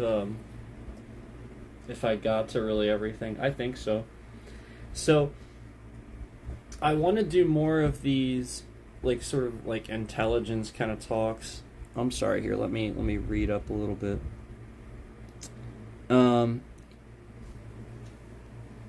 Here's Florida. It's public event. I think I did see that actually.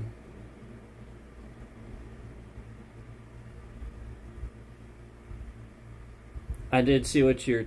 I actually did see that, but I didn't realize that's what happened. I actually did see the video though. Yeah, and that's really messed up. Yeah, they were just stopping Democrats from coming into an actual like congressional meeting, right? Like it was literally members of Congress meeting, right? And they were meeting without. That's illegal, I think. Yeah. Let's see. Because he wasn't on the list. A joke of an excuse. It is a joke of an excuse. It's not true though. If you remember from the video, that's not true. I'm pretty sure he was saying that that's just not the case, right? That was the propaganda, right? Like it's just more propaganda. They did something to the list, obviously. Just like they're dealing with the redistricting. Like it's always just made up stuff. Just like when everybody thought he was being so transparent when he first got in office and he's signing all these executive orders. You know, he's doing that as a publicity stunt. Like, I mean, that's just as basic as when he went to the grocery store and bought some groceries for somebody as a... Like, do you really think he's that great of a guy because he did that? Like, that's a publicity stunt, man. Oh, go like... See, I liked when Obama took the risk of marching with all those people.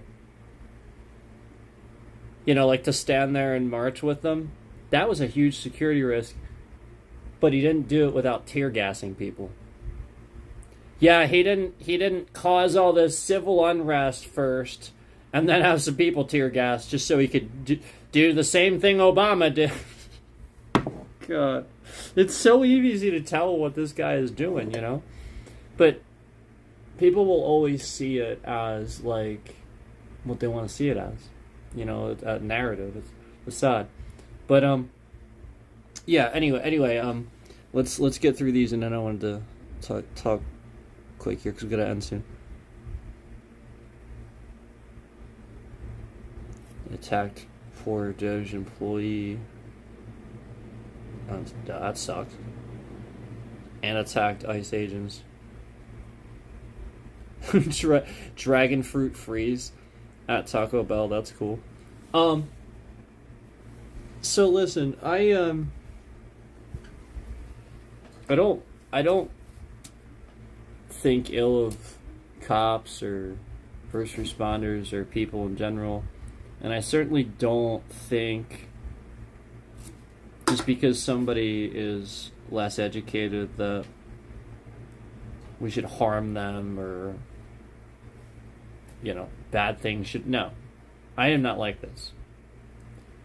And I've stated this before, whereas I just think that so many people hear somebody say these things regularly, and they think those people think that because they think that.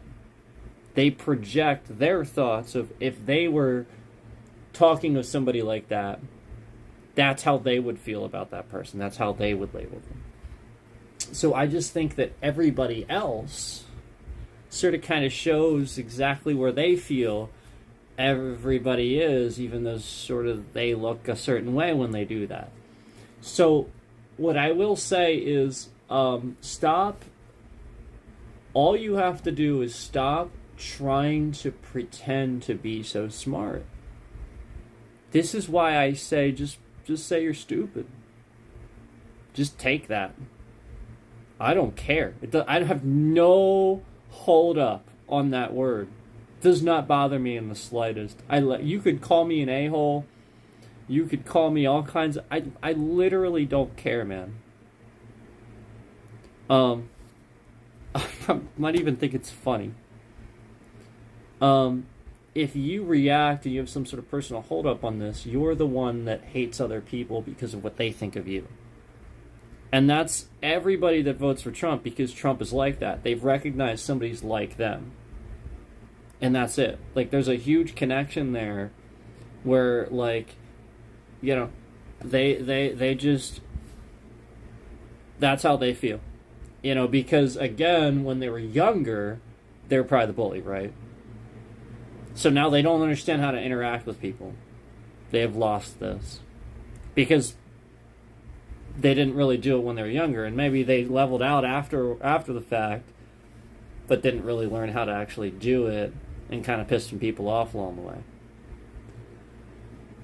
So anyway, that's the general gist of what I see, and it's the truth, man. It's not just me that deduces these things. It's experts. People that have done years and years and years of either intelligence or psychiatric analyzing and stuff like that, where you have people that do these jobs for a living, and their job is to analyze somebody, to sit there and figure them out, and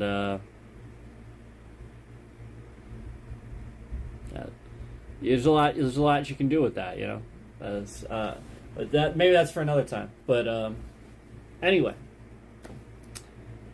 I want to do more of these. I would love to do more of these little intelligent talks, because I think more people need somebody not necessarily making jokes, cracking jokes, but giving factual information in a way that doesn't sound like big words. I think that's the problem. The problem is that people are unwilling to admit they don't know what socialism is, or and I talked about this. I talked about how, for years, I used to talk to people that voted for Trump the first time, and I would ask them simple questions like if they could define communism and stuff like that, and literally none of them could. And some people that were Democratic voters could. So that was where I started recognizing who and so and again, it's like you're smart with one thing versus another. So again, it's not like trying to deduce who's smarter per se. It's just you're claiming to have knowledge for something you clearly don't. It's just wrong, And so I just kept fighting out these things where they just were in denial and sort of kind of acting like kids about it. Why would you do that? It doesn't make any sense. How does that help you to lie about the president and defend him? It actually hurts you. And so they were just endlessly doing this. And I could just prove it left and right. They just never know anything. Left and right. And the more they proved they didn't know, the more pissed they got. They get so mad. It's like, man, just... I'm wrong sometimes too. But admit it. It's hard. It sucks. But I do it. I do it all the time. You guys know I do it all the time. I do it in games how often? Probably just the other day I did it. I probably did it last night even. I do that all the time. I'm like, oh, that was my fault. I was doing that wrong. I will say this, because if I don't say this regularly, I will think I'm right about everything. There's too much of this stigma going on. It's contagious. You just want to live in this denial where you have a superior complex and you're right about everything. You have to do that. You have to be smart. You have to become intelligent and wise. You have to do that research. So, yeah, we want to do more of these. I want to do more of these, and I think people need more of that. They need more hearing the big words, like I said, and that's why I talked about that, where you can hear that word, but not necessarily be afraid of it, and have a decent understanding of what it means. Because again, I'm the one telling you and connecting those dots. I feel like a lot of people aren't, where I sort of have an understanding of the psychological aspect of it, where a lot of people aren't. And I can connect those dots. And I pointed out a while ago that, again, I really think that people were afraid Like the whole Bernie Sanders thing. The number of people that sat there and told me they didn't want Bernie Sanders because they're afraid of a socialist. And then I realized that it was because Bernie was talking about socialism, how he wants to support socialism in the country. A socialist is very different than saying that you want to support socialism. Do you understand what I'm saying? They are different things. Socialists were just called they're communists. They're commies. They just called them that.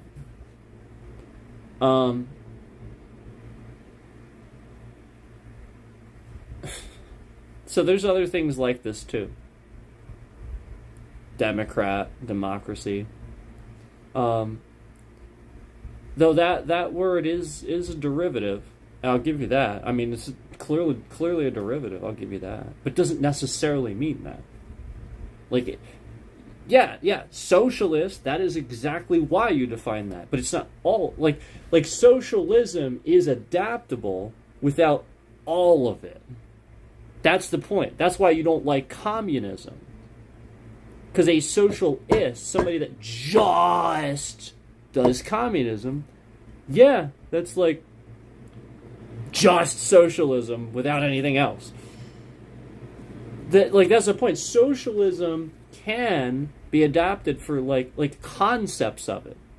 But you don't want all socialism. You see what I'm saying? And this was the fear. Like, people were like, oh, he's a socialist. And they were actually like saying this. And then I asked them, this is where I started asking people, I started to ask people to define what they thought communism was. I started connecting the fact that they thought socialism was communism. That's what they were doing. They were confusing the two.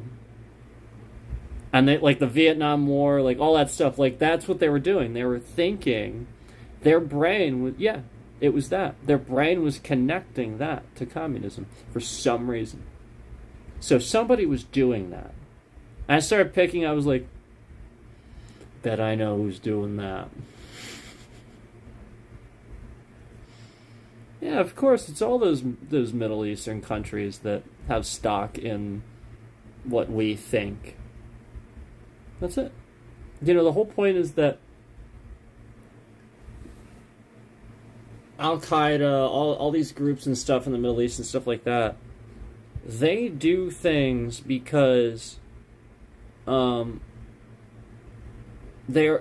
always think that like there's going to be some like great god or great leader that comes out of this. Like eventually, they think they're just going to be like somebody that just eventually, he's going to rise up because of what they did, and they're going to have like all this wealth, and immediately everything's going to be taken care of, and everything's going to be perfect, and rainbows and sunshine and all that shit. No. And then meanwhile, they're the ones that like literally just bomb things and kill people and just like end themselves too in the process. All while claiming it's for their god that it's like, I distinctly remember in history class learning about certain civilizations that went extinct, conveniently, them disappearing right around the times of, like human sacrifice and stuff like that, where it's sort of kind of obvious God don't like that sort of thing. Yeah, like it's sort of kind of obvious that you want to talk about this whole higher power thing. I'm not going to sit here and talk about religion, but you want to talk about this whole higher power thing?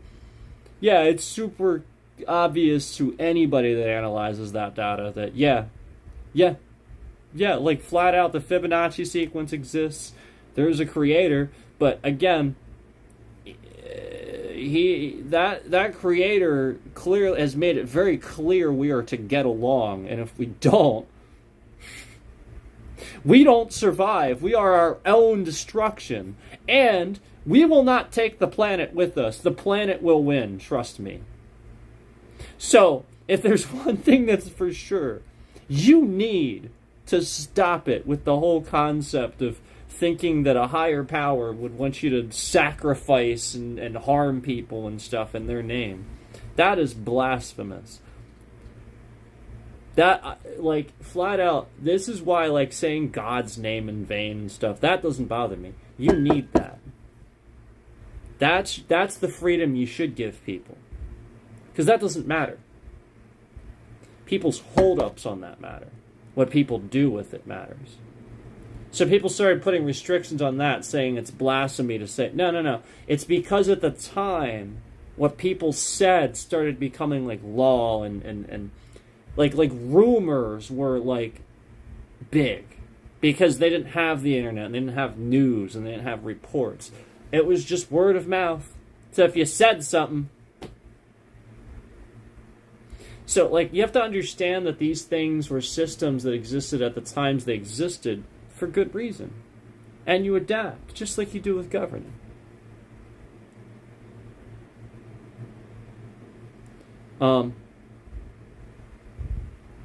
Stay away from the governments that you know don't work. You know, totalitarianism and stuff where they have to lie to their people and they're just working backwards. Stay away from that crap, you know. Don't support ideas like that.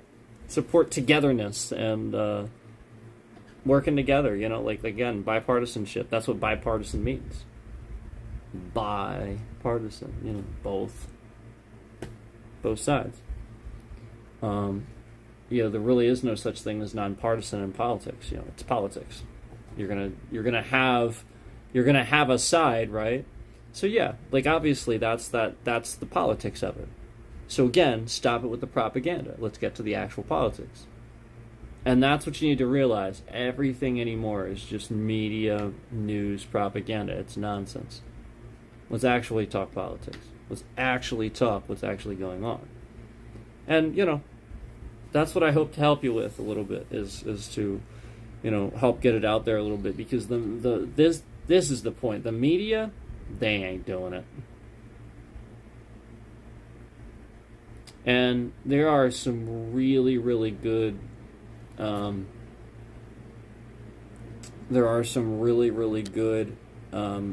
media outlets, live streamers that deliver news reports and stuff like that, that we can give shout outs to here and there and talk about.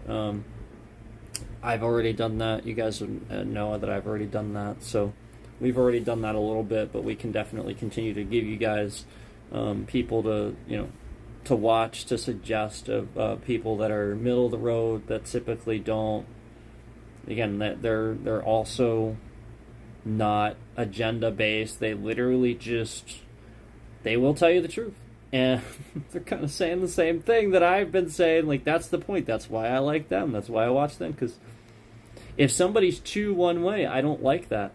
I really don't. It bothers me. Because I see it too. I see the whole woke thing too. And I'm like, it's cringy. And then I do it too. I'm like, it's woke. It's not. Stop. We're doing that. We need to stop. You know, like, that's the point. The point is that, like, just like where I get harassed and I put my guard up, there's groups of people doing too much of this to, like, certain people. That's all. They're just looking at them a certain way. Remember how I pointed out that the shooter for Donald Trump was somebody that got bullied in school?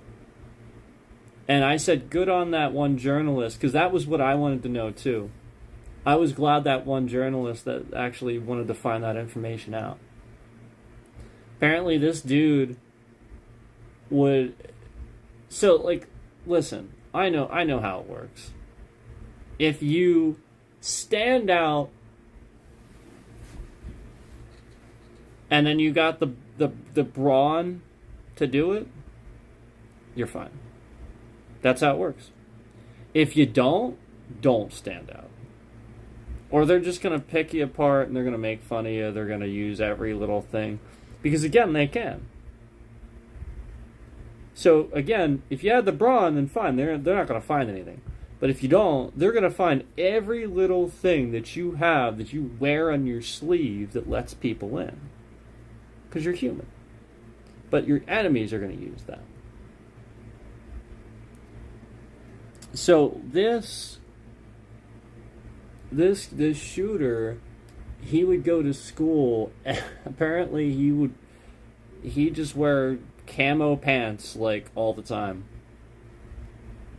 And I knew people like this, where they were, admittedly I had my trench coat phase where when the Matrix came out, I just had to wear my, it was Neo's thing. It looked really cool. And that's literally why I literally just thought it was cool. I was like ecstatic. Like I was like, oh my god, it's Neo. I get to wear his jacket and be cool. That's literally what I thought. And so that's the point. And I mean, that is like, you just stand out, man.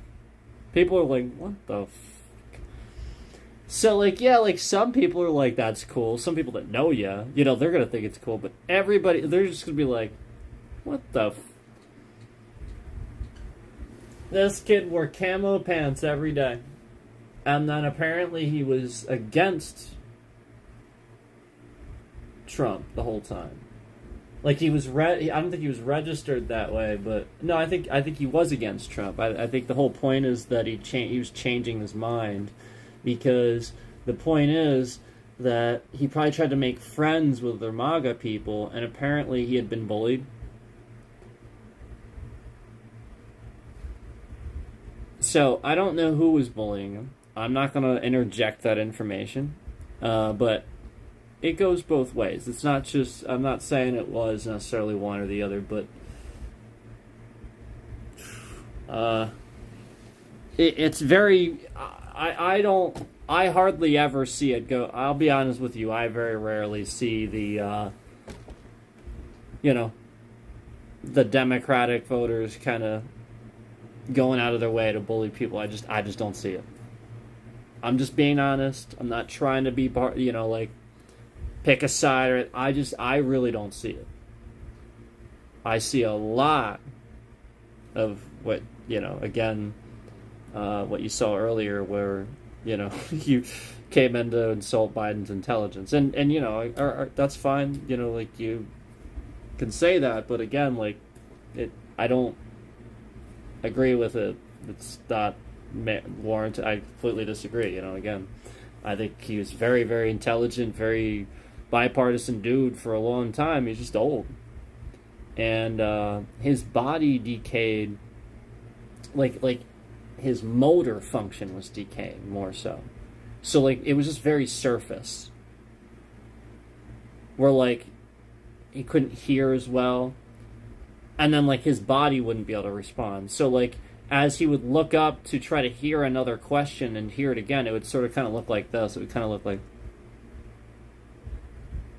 what?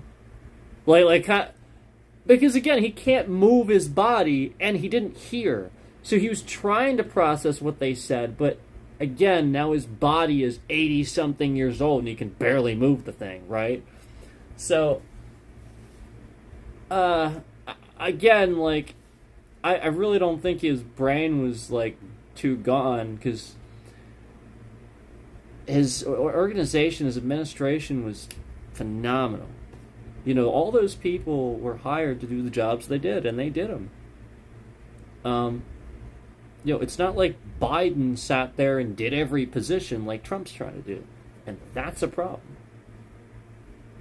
With George W., yeah, that was some of the issue. Some of the issue was the fact that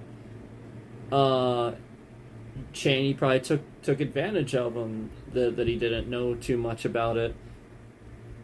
So therefore he could get away with things you wouldn't know about and stuff like that. So I think that's a lot of what happens true to Trump, but you see evidence of Trump himself doing it too.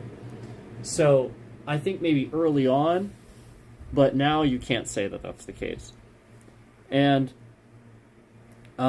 again, if Trump really was doing anything credible, he wouldn't be sitting here endlessly taking credit for things Obama and Biden and the Clintons did. Because Bush didn't even do that. He didn't. He didn't try to. He just won an election. Now, I mean, didn't he run against, like... he didn't have very... His running mates were not too strong, I don't think. But, yeah, I mean, obviously he had the Bush name, too, and stuff like that. No, the Republicans have not had a strong candidate for a long time. That's it. It doesn't. It just comes down to that. So they just want to protect that. It doesn't matter how bad he is, and everything he destroys in the press. That's it. It's just that they have looked weak for so long, and they really have been doing evil things to cut money more for rich people than you. And it shouldn't be the case. There's percentages.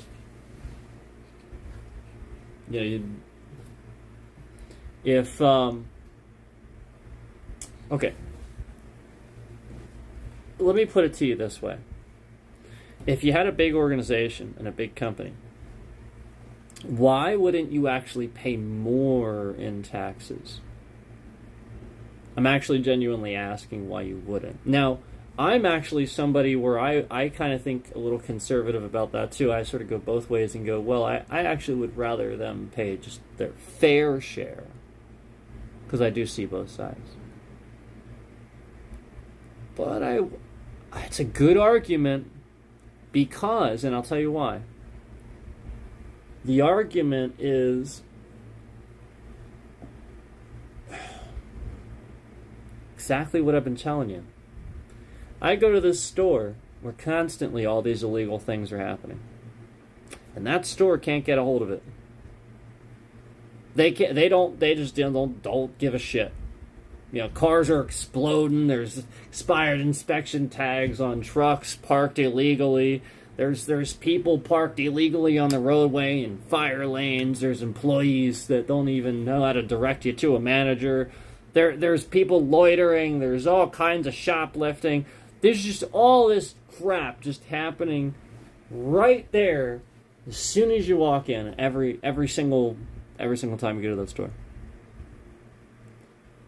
And they're using all these resources from the police to take care of those lots, to take care of the people coming in and out of there, stealing stuff, doing stuff with it.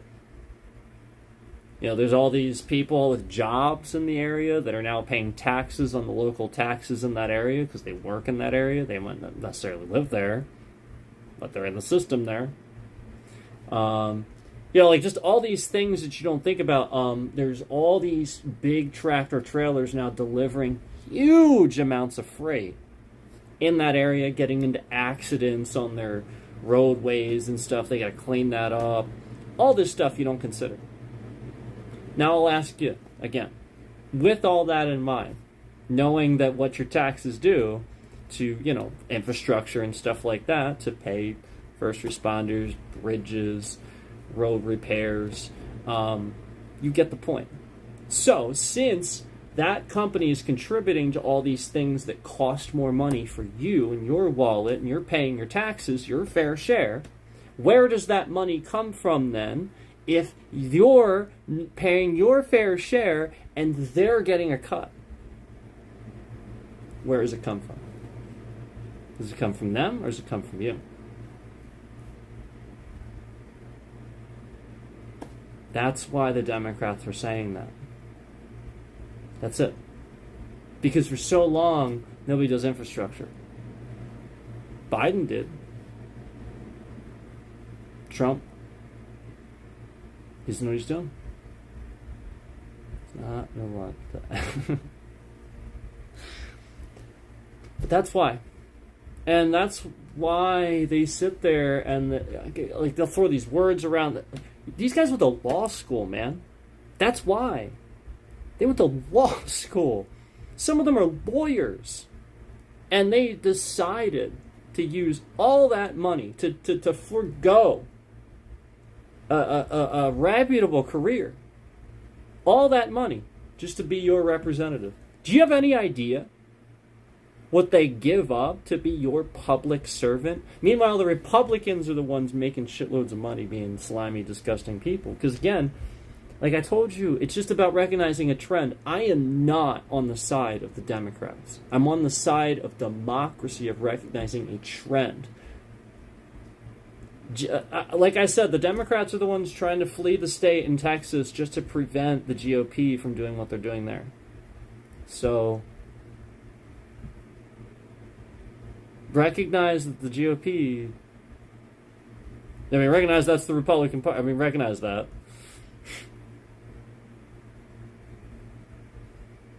So, recognize that basically the Department of Justice, all this stuff under Trump, conveniently doesn't do anything about all this regulation, all these weird things we see that would normally be, like where messages come through that would normally be cycled out and stuff like that by automated systems, and conveniently they're slipping through and it's more than usual and stuff. Oh yeah, it ain't just here on YouTube, it's everywhere. Because again, those organizations aren't being run by people that know what they're doing. And they're removing the people that used to be there that could teach them. They're just firing them. And that's what happens when you just sort of do that. Because there's nobody left to teach anybody how to do anything. And then why did you fire him in the first place? Didn't Trump just fire somebody because the person proved him wrong with statistics? Did that just happen? I have to look that up. Trump just fired somebody from labor and statistics, right? Or something like that. I gotta look at that. This is what he does. He fires people that literally use facts to prove him wrong. Come on. This is not a Republican Democrat thing. This is an America thing. Understand where we all are and what we're trying to defend ourselves against. That guy.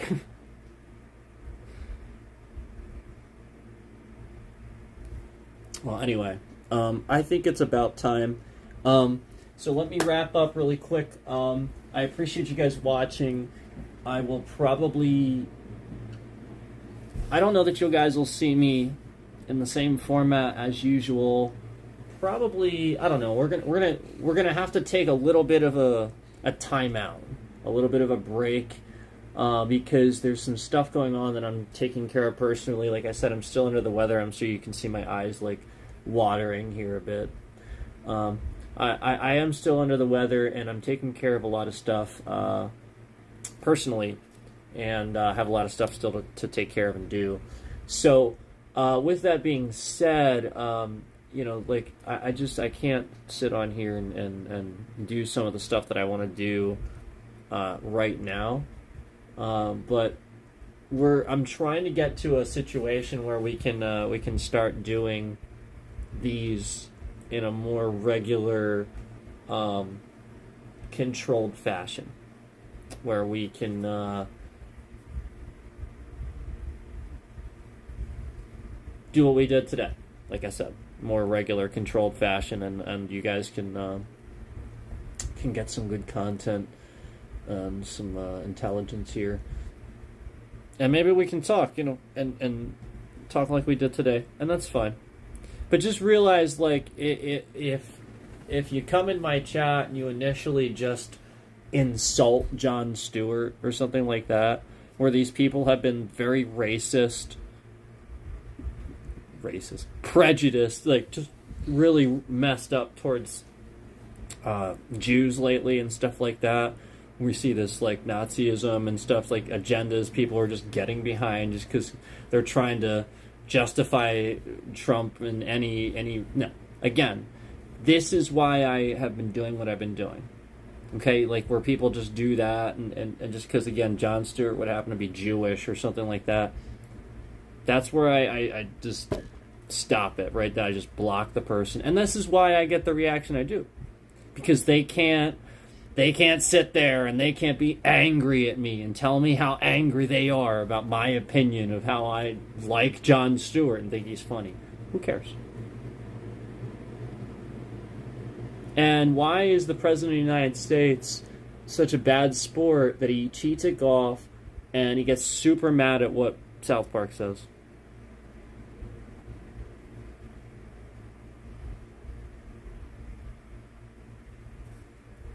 Why? Because it's true?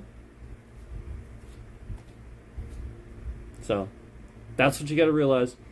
But yeah, that should be it. That should be it, and we should be wrapped up. So again, thank you for watching this. I really appreciate it. Like I said, we'll try to get these a little bit more regular for the sake of having more intelligence talk and stuff like that. I enjoy it. I hope you guys do too. Thank you so much, and stay safe, stay vigilant, and again, if you feel like you're hating on somebody, or you're hating somebody and stuff like that, resist that. Don't retaliate. Just be the better person. Appreciate it, guys. Thank you so much.